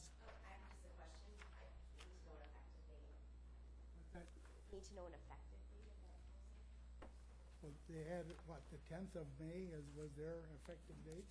That was the recommendation, but I don't know if that's the county board. No, the county board, it was not in the, we can bring it back up for, the time of closing, so it goes in the minutes. Would you like a separate motion? I think we should. All right, I will move then that the closure date be May 10th of 2011. I'll second that. Joe, any more discussion on the closing date? Hearing none, all in favor say aye. Aye. Opposed, that's been approved. Now we got bylaw changes and time clarification for meetings. In February, you changed your meetings to the third Tuesday of every month, and you also changed that from April through September, you would meet at 7 p.m., and October through March, you'd meet at 10 a.m. When I went to go put the changes into the bylaws, I found a couple areas that I need your clarification on, and I did talk to the executive committee, so I'll tell you, there's 3 different spots that I need you to think about, and I'll tell you what the executive committee recommendation was on each of them. The first one is the annual meeting, which is the Tuesday after the second Monday in November. That is in by statute that's the latest that it can be. It can be earlier, but it can't be later than that. So the problem becomes is that the third Tuesday in November is not always the second Tuesday after, is not always the Tuesday after the second Monday, depending on when the month starts. So either we need to always have it the second, or the Tuesday after the second Monday, or you need to know that sometimes your annual meeting will be in October. The problem with having the annual meeting in October is that's when you do your public hearing on the budgets, and that puts a lot of stress on the finance people to get those budgets ready for you and to get them published in time. So the executives committee recommendation was to leave it the Tuesday after the second Monday, knowing that there might be some years where that's not actually the third Tuesday, and I'll try to tell you ahead of time when that happens. It is the third Tuesday this year, I believe, but not always. The second spot is the organizational meeting, and a couple years ago that happens in April after an election, which is always, it's the third Tuesday in April. So you've already taken care of that change, but you had previously changed that meeting from 7 p.m. to 10 a.m. to do the reorganization during the day. And now with your motion, you went April back to 7 o'clock p.m. So I need to know if you want to have the organizational meeting at 10 a.m. or you want to have it at 7 p.m. What the executive committee recommended was that you have your 7 o'clock meetings May through October and your 10 o'clock meetings November through April, so that your April meeting, if you decided to have your organizational meeting during the day, wasn't fluctuating between night and day depending on what year it was. And then the last thing is that we have a second meeting in December if needed, and that was for the purpose of passing contracts that got settled late in the year in order to be able to deal with health insurance changes, retirement changes, benefit changes that took place the first of the year. And that currently is listed at 7 p.m., whereas now your December meetings are 10 a.m. So I just needed clarification on you wanted that second meeting at 7 or at 10, and the executive committee was recommending that that also be changed to 10 a.m. So those were the 3 areas that I needed you to clarify so that I can update the bylaws. Okay, we need a motion to accept the recommendations. Make that motion. Second, a motion and a second. Any more discussion on it? Hearing none, all in favor of that say aye. Aye. Opposed, that's been approved. Now at this time, we're going to have a motion to approve a contract with Hutchinson Shoki. Oh, the voice vote. Oh, Proceed for, at number 3, voice vote.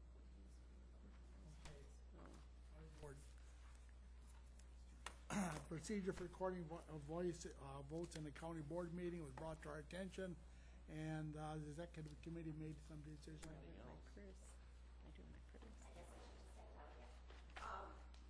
At the last county board meeting, Supervisor Tim had asked a question about minutes and whether the supervisor voting in the minority on a voice vote needed to be identified by name, or if it just said there was so many voting in the minority.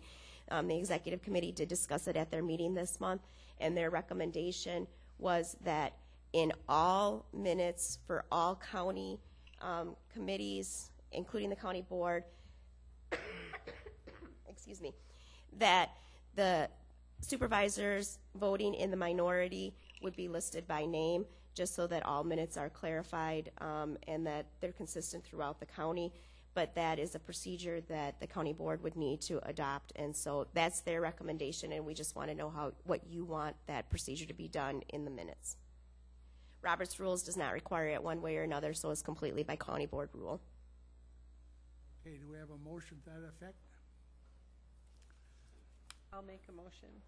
Donna Collada, do we have To do the names? Yes, to do the names. the names of the minority? Okay. Second by Mike Likeness. Any more discussion? Hearing none, all in favor of that, say aye. Aye. Opposed? No.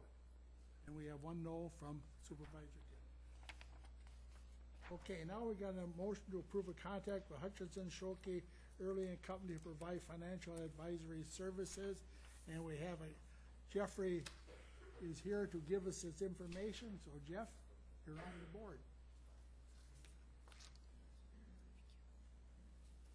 Good evening. I certainly want to thank you for the opportunity. I had a wonderful session with your executive committee some time ago and took them through basically what I think are the steps necessary to provide to you the best possible financing for the county. That'll entail a number of steps in working with the executive committee of finance and the county board in getting to that particular point. I bring to you 31 years of experience in the municipal bond business, financed a lot of projects. When the sheriff put up a number of those jails, I financed a good portion of those jails you looked at as examples, and a number of others with counties throughout the state. I'm here basically tonight to tell you that, or to paraphrase some of the things that I said to the executive committee, I take it upon myself that I need to do everything that's possible to provide you with the best possible financing for this particular project, for your county, and for your constituents. I make a sincere commitment to do that. I will be the person responsible. I don't come out and interview and then send someone else who has less experience. I'm not saying that I know everything, but in 31 years of financing and an average of 30 to 35 issues per year, I've gained a fair amount of experience and a lot of miles with my rear end in the car. I do enjoy my work a great deal, and again, I want to thank you really for the pleasure of being able to represent Waushara County in the municipal bond market. I'm very happy to answer any questions that you have specific to either finance, the municipal marketplace, anything relative to the specific services. But as I said to the committee, we really need, and I wrote it in the report, in the proposal, that we really need to do everything that's, I'm here at your command, basically. It doesn't matter to me how many meetings it's going to take, but I promise the committee that you'll know a lot more about public finance when I'm finished than you do currently. And it should be fun, although Deb kind of laughed at me when I said, we'll make this fun. I suppose it's not all that easy to make something quite this vanilla, something that you laugh and fun about, but I enjoy my job and I want to bring some of that to the county. Any questions you might have? What's the going rate right now for bonds? Well, Deb, if you're looking right now at part of the process, if I may, to answer that question, is we're involved with doing some things that will enhance your existing credit. We are going to be offering now. I remember when the sheriff still was here. He said he uses we are. When I say we, I mean I already feel like I'm working for the county, so that includes you. So what we'll need to do is to prepare ourselves for a rating review to either Standard & Poor's or Moody's. I just got off the phone this morning with Moody's with another client, and 2 days ago, last week, with Standard & Poor's. So I have a pretty good relationship with all the analysts out there in Chicago and New York.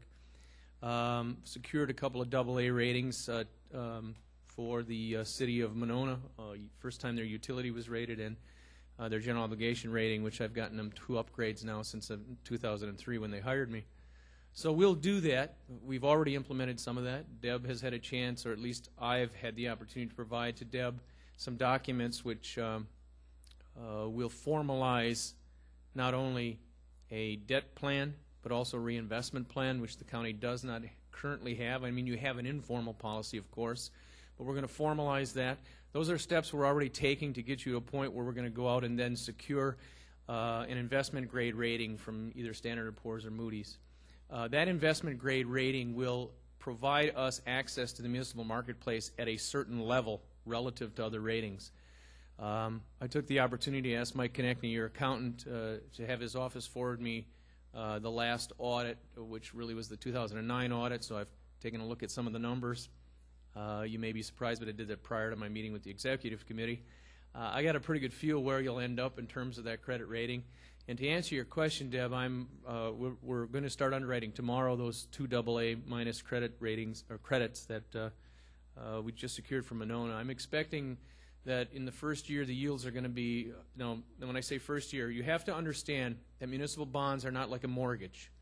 You go and get a 20-year mortgage, you get a rate for the whole thing. You go out and get a 30-year mortgage, you get a rate. Municipal bonds are scaled. It's much like, think of CDs. If you went to the marketplace and said, I want a 1-year CD, and I want a 2-year CD, and I want a 3-year CD, you're going to get higher rates of return on the 3 than you are on the 2 than you are on the 1. You follow me? Rates are going to go up with time. Is everyone there? I want to answer a question. I'm not trying to be long-winded, but I'm trying to give you your nickel's worth. Currently, we're expecting that type of paper in the first year to yield a 0.9. Yes, that's correct, under 1%. Second year will probably go just slightly over 1%. And those rates will go up in time. And if you're looking at something typical like a 10-year note, the way you financed your jail, out in that 10th year for your credit right now, that coupon or that yield is going to be about a 3.20. And right now, all in all, that market over the next 10 years will probably produce for you a total all-in interest cost of somewhere 3% to 3.1%. Now, if that doesn't impress anybody, that's a pretty good market. I mean, timing, they say timing is everything, and I'm a firm believer that it is. And Deb and I have talked about some things. Prior to my interview, we got a reimbursement resolution at Deb's request to help you so that we can start to go through your process of identifying your projects, your costs, whether or not we're going to recoup expenses for soft costs and stuff you might have already made for consultants and bidding and those types of things. So really, I've already kind of been working for you. And certainly, since I got the great news that you were going to consider hiring me tonight, I've also been doing a bit of legwork on your behalf in terms of getting us all in a position to start this process of getting you ultimately to a financing that you're very happy with before you say yes to. That's my plan. Questions? Yes. How was your company selected? Oh, I think, Deb, I'd rather have you tell it. I think, Larry, because I'm very good at what I do, and I apparently... I'm not criticizing. But please, let Deb tell her. I put out an RFP, and we had 3 different companies that we looked at. The executive committee looked at them and was the most comfortable with Hutchison, Shockey, and Early. So. My second question is, if we haven't seen the contract, how can we approve it? Well, I don't even know what's in it. Yes, Larry, let me answer that if I may. By that contract term, we don't really have contracts in this industry.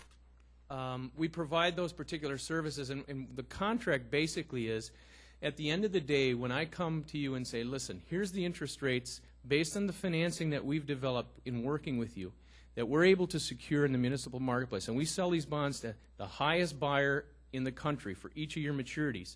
We then come back to you and say, here are the rates we're able to find on your financing. Not only are here the rates that we were able to secure for you in marketing to people throughout the United States, but here's 3 or 4 other issues of your credit quality that were done by competitors, and here's their rates. Now, when you're happy, Larry, with that, Then there's a contract that says we will deliver to you those interest rates and those bonds and that money. So therefore, it would be like putting the cart before the horse. So what we do in this industry is we give you a figure for our fee of not to exceed a certain dollar amount. There'll be other vendors which will bid for you, bond counsel, printing and distribution of official statements, all those things that the executive committee looked at. I'm assuming when they hired me, they did so because of my experience and what they thought might be some talents, but I'm sure it also boiled down to the fact that I was very competitive in terms of that not to exceed figure. So to give you some comfort, basically tonight, you know, as I told the executive committee, if you get through this process and you're not happy with what I do, you'll never see a dime billed to you from our firm. And I think that's a pretty good indication of we're confident that you're going to be happy with the product when it's done. The other thing is I provided you with a huge list of issues I've been involved with and many references with other counties in your area throughout the state. So, but it's certainly a fair question. There's nothing we really have that I see as a contract. That even, Larry, when it comes, is going to be called the note or bond purchase agreement. You're going to get a draft of it ahead of time. Ruth will obviously see all of that stuff. Quarles and Brady or whoever ends up being the bond counsel to give the recognized legal opinion will have reviewed those things. And as I said, confident, having dealt in 31 years with municipal governments, that if you're not happy, I'll walk away. You won't owe me a cent. Any more questions? All right, we're ready for a motion. I'll make a motion to approve working with Hutchison, Shockley, Early and Company for the bonding. I'll second the motion. Sweaty, any more discussion on the motion? Hearing none, all in favor of the motion say aye. Aye. Opposed? It's been approved. I thank you. I know you've had a long meeting.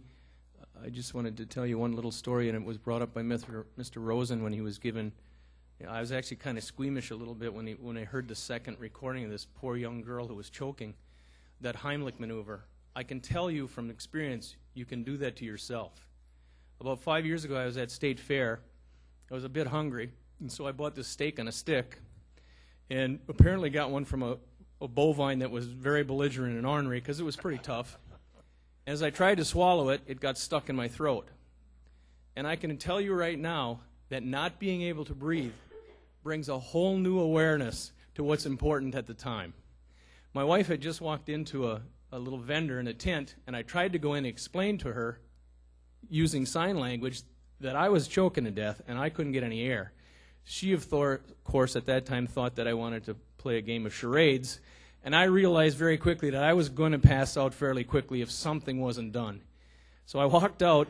I know about the Heimlich maneuver because, quite frankly, I saw it performed on a gentleman for a similar reason. I saw a 55-gallon drum that they had used for waste, and I threw myself about chest level into the edge of that drum. Well, the first time didn't work, but I wasn't going to give up. The second time I hit it so hard that it propelled that piece of steak right out of my mouth, and I got to tell you, it was worth a few sore ribs. So I'm saying this because, as we all know, the life you save may, in fact, be your own, and you can do it on yourself. I felt terrible for the poor little girl because I, unfortunately, know exactly that feeling. But, again, I thank you for taking the time this evening. I really do look forward to working with Waushara County, and it'll be my pleasure. Thanks again. Okay, now what next is a motion to approve Waushara County Land Record Modernization Plan. Motion by Joe. Second by Everett. Any discussion on it? Hearing none, all in favor of that say aye. Aye. Opposed? That's been approved. Now we got a technology backup system, and we got Mike here, and Mike will explain what this is. Well, this is the first time I've ever been to this, so it's a new experience. I have a project that's I'm working on now that's going to give a lot of benefits for the county. It's going to provide a better backup system. It's going to provide us with disaster recovery, which is one of the things we've been talking about for many years, trying to get on board here, but costs prevented us from doing it.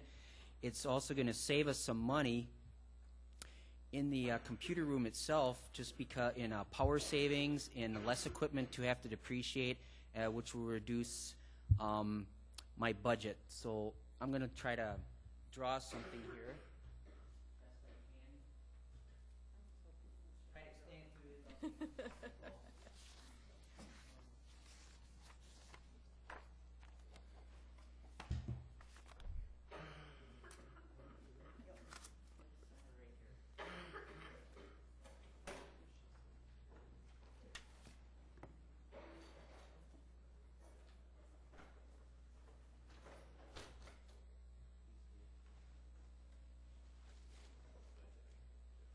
Can you see it, Bill?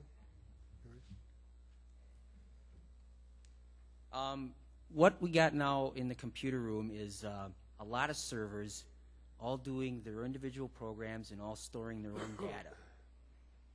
So we got lots of servers in there now. They all got disk drives, and they're all storing data. So all these servers, and I've probably got,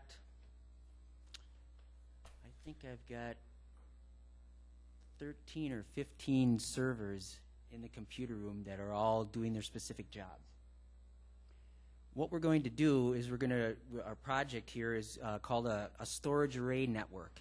And what happens is you have a large device in the computer room here, in the courthouse, large device that just stores just the data, stores all the data. There's also going to be a duplicate device over at the Sheriff's Department that at any time our data is being written to the main device, it's also getting written to the secondary device. So if anything should happen to any of our data, we instantly have a backup, like second to second, of data, not something from a last week or a bunch of days ago, so things are lost and have to be recreated. Also,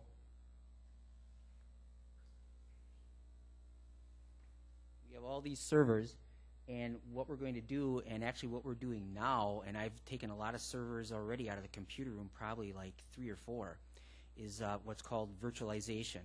So you have one server doing the job of 2 to maybe 4 or 5 other servers. So what you've done is you've eliminated physical servers out of the computer room, saved all their power requirements in that room to keep them running, saved all the cooling in that room to keep them cool. I've also taken away out of my budget all the depreciation to replace those servers every 4 years, because I've got like individual servers here doing the job of 2 or more servers. So what will happen is that eventually, after this whole project happens, that those like 13, 14 servers I have in the computer room, those might be down to like under 10, doing the job of what took 13 of them before. All the data stored in a common location that's also being written to a duplicate device that is in another building, and the Sheriff's Department would be the best place for that because it has a specific room that has its covered by the UPS power for power outages. It's got its own heating and cooling for the equipment, and that gives us our disaster recovery. If you think about it right now, not to try to make a bleak picture, but the computer room here in the courthouse, which is the master infrastructure of the whole network for the county, if something were to happen in there, a server would go down, there'd be a fire, who knows what, or natural disaster here would take out this building and take out that whole infrastructure, we'd have to recreate that from scratch. We'd have to buy the servers, get those here. We'd have to get data from like my tape backups, which would be very slow, recreate all the data. It would probably take, if just one server, let's say, went down and got burned up or something, it would probably take a couple of days just to bring that one server back online. So you've got applications, let's say, in the Register of Deeds or the Treasurers or zoning that are doing things with the public, looking up parcels, permits, and everything. If that kind of particular server didn't exist anymore, we couldn't even provide that service anymore because we'd have to recreate everything from scratch. So our data is always being backed up instantaneously.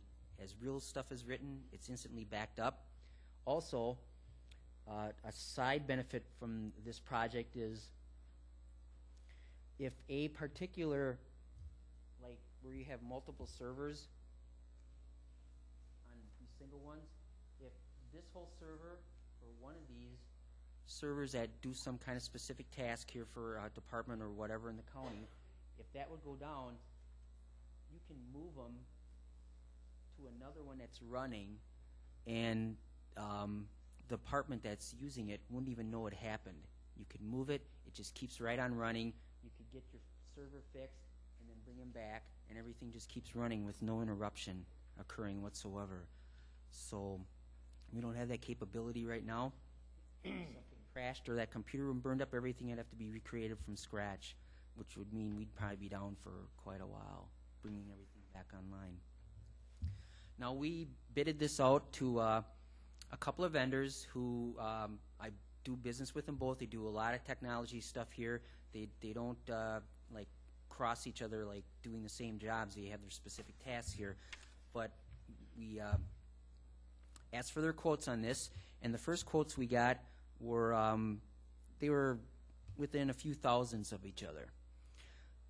One of the vendors that actually does most of our networking here had some monies they could get from Hewlett-Packard, where we buy all this equipment from, and they were able to bring it down by some more thousands. And then they also got another incentive for us that if we placed the order, didn't have to have it on hand, but placed the order before the end of this month, April 2011, we get more incentives. So I used the green one. So the whole cost for this came down to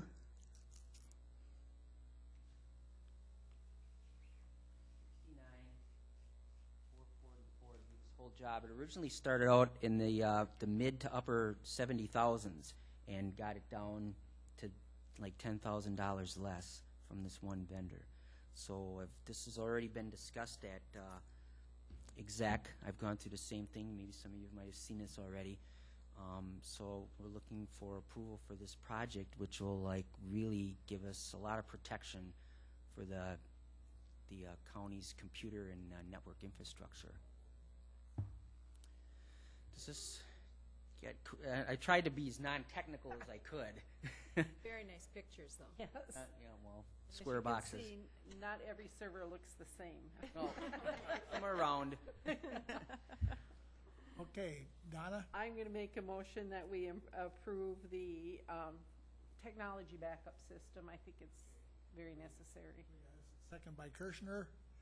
Now, this is a roll call vote. Is there any discussion before we go into vote? I would just make a clarification that this would be part of the bonding projects.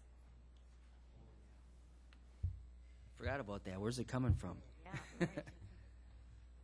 Okay. Was that listed before when we were discussing it? Where Was it listed before? Where the money was coming from? No. This situation was No, not this is a brand new one. brand new one. Okay. Mrs. Coletta. Aye. Mr. Weiss. Aye. Mr. Likeness. Aye. Mr. Crawford. Aye. Mr. Kirschner. Aye. Mrs. Krantz. Aye. Mr. Tim. Aye. Mr. Piasky. Aye. Mr. Weddy. Aye. Mr. Downey. Aye. Mr. Epstein. Aye. Passed. Now we got Thank you. consideration, possible action on some following resolutions. Resolution 10-4-11, resolution authorizing transfer from surplus to clear health insurance and DNR payable accounts. We have a motion.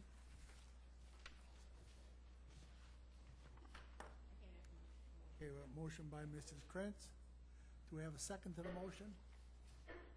I'll second the motion. Motion is a second. Any discussion on the motion? Hearing none, we have a roll call vote also. Mr. Weiss. Aye. Mr. Likeness. Aye. Mr. Crawford. Aye. Mr. Kirschner. Aye. Mrs. Krantz. Aye. Mr. Tim. Aye. Mr. Piasky. Aye. Mr. Weddy. Aye. Mr. Downey. Aye. Mr. Eckstein. Aye. Mrs. Coletta. Aye. Approved. Resolution Resolution 11-4-11, resolution to approve the update to the Waushara County Land and Water Resource Management Plan. Motion by Joe, second by Everett Eckstein. Any discussion on it? Hearing none, all in favor of that, say aye. Aye. Opposed? That's been approved. Resolution 12-4-11, acknowledgement of Wally Peterson's dedicated service to Waushara County Board of Adjustments. Motion by Larry Crawford, second by Mike Likeness. All in favor of that, say aye. Aye. Opposed? That's been approved. Resolution 13-4-11, acknowledgement of Jim Warwick's dedicated service to Waushara County Board of Adjustments. Motion by Kirschner, second by Larry Tim. All in favor of that, say aye. Aye. Opposed? That's been approved. Resolution 14-4-11, resolution to support the Wisconsin IDEA Partnership. I move to approve the resolution. Second by Joe. Any discussion on it? If you need any questions, Patrick's here to explain it, so. Questions for Pat? Hearing none, all in favor of that, say aye. Aye. Opposed? That's been approved. Resolution 15-4-11, resolution opposing the centralization of economic support programs as proposed in the governor's proposal budget. Motion by Mike Likeness to oppose it, second by Larry Crawford. Any discussion? Hearing none, all in favor of that, say aye. Aye. Aye. Opposed? That's been approved. Resolution 16-4-11, resolution authorizing staff for jail facility. Motion?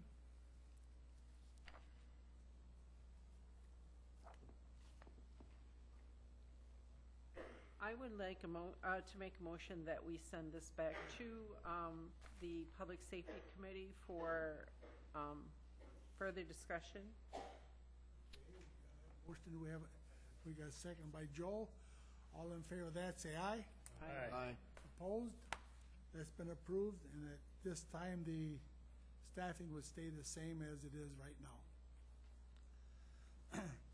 Okay, and we've got some appointments for Board of Adjustments. John Benz, Kevin Fitzgerald, Fred Gellerup, Vern Torgerson, and Roger Wagner. And for Leon Saxville Library Board, Joanne Lurkey for the board. Chairman, I would move to approve the appointments. Second? Second by Mrs. Krantz. All in favor of that, say aye. Aye. Opposed? That's been approved. Any suggested items for next month's meeting? Adjourn. Wait to adjourn. Resolution for What did we miss? Officers Week. Missed one? Oh, Stafford Jail Facility. Yeah, we missed it. No, we did, that went back. Okay. Back to the Public Safety No, Committee. this one is the proclamations. There were some proclamations. The amended agenda actually removed those. Oh, okay. Okay, that's It's right. hard to keep up with the amended agendas. Tell me about it. I would like to have everyone really, really think about that emergency medical dispatch, because if we're gonna do it, now's the time. Yes. What? Next month. Yes. We have county board next month for decision. Okay. Got that for next month? Anything else? I won't be here next month, but I'm sure everybody will vote the same way I would, so. Okay. We got a motion by Everett Eckstein for adjournment. We had a second by Bill Downey. All in favor, say aye. Aye. Opposed? We're adjourned. Speak up when you're submitting. That was, I haven't heard. I That was the way to signed do it. these. I didn't sign Let me see if I can round up send it the back other to the, ones. Staffing? yeah. Who did you think it was? 'Cause I think we should be able to discuss it for God's sakes before All I it know comes is back. they're talking about another For high God's sake, point I in do speak. somewhere in Point Sippy, and there aren't too many high points in Point Sippy, so. They did not tell me the name. See, you're really fortunate, because I've been minding my P's and Q's, because my wife is sitting back there, and if she saw me That's hit, why you leave if she, Dick yeah, home. if she saw me hit you, she would be upset. I gotta tell tell you something funny that happened? I have these two older sisters, Shirley. I know. Wearing glasses, you But could be talking this stuff. if anything happens, just all they're in their stuff. Or maybe left So over anyway, Yeah, Shirley now the bring it back likes to committee. go to their site out here. Putting it in the Invited Royal, Norm down. town of Royal. And he never goes. And do it. Thought it was Norm Pines. Yeah, yeah, we'll help, we'll do the kitchen. Getting ready to go golfing, and I get this call, and it's Norma. Oh, right. Yeah, I see. Do you know where Shirley is? Let's do it. Pay it back when you get a chance. Well, she was supposed to meet me on the mill site, and she's running these things right now. Okay. And she's not there. She says, do you think something I'm happened? just not getting something to eat, but I ain't know. This is how company said? And I said, well, I said, I Yeah, I'm gonna head for home, too. talked to her this morning, and she said, you know, so I said, well, did you? But I know, I did. Hey, you got my love note? You got my love note, because I had other stuff written on the back. That's part of my letter. Yeah. Oh, sorry. So anyway, I sat too long. I decided to go. Oh, you want this? Over there. I think I signed them all for you. So I thought maybe, you know, I Well, see, I can read pretty good with my glasses, like all this, I can read it. I get out there, I just about, and I said, take your cell phone, if you find her, let me know. Too much. So I get this phone, my cell phone, and it was Dave, and he said, Norma called. Shirley's up in the site, and she already ate. So here's Norma sitting on the car waiting for Shirley. And Shirley's eating. So then Shirley, Norma gets home and gets out and takes the phone. So I'm sitting, and she's in the car. I didn't see it. And I said, it was sitting, it was right there. And she said, somebody else got out of that car. That's from Dave. I really all come to see that. But I gave you, you can keep it. So I went in and I stopped and I talked to Shirley and I said, Shirley, Sure. They didn't shut down the basements. well, she's waiting out in the car for me. I came in. She said, I thought she was going to come in and eat. She said, by the time she got here, the food was gone. Oh, and she's taking pictures for our church, what's it called? Directory. You want to make a copy of mine real quick? Hey. No, I'm not going to toss I mine. didn't think of it until after it got all done, but See, where with is that it? backing up that server and stuff, that like our insurance, I mean, they need to know that because, you know, I mean, that should reflect on a. I don't know where mine is. No, I know, but as far as the insurance. Donna Colada. It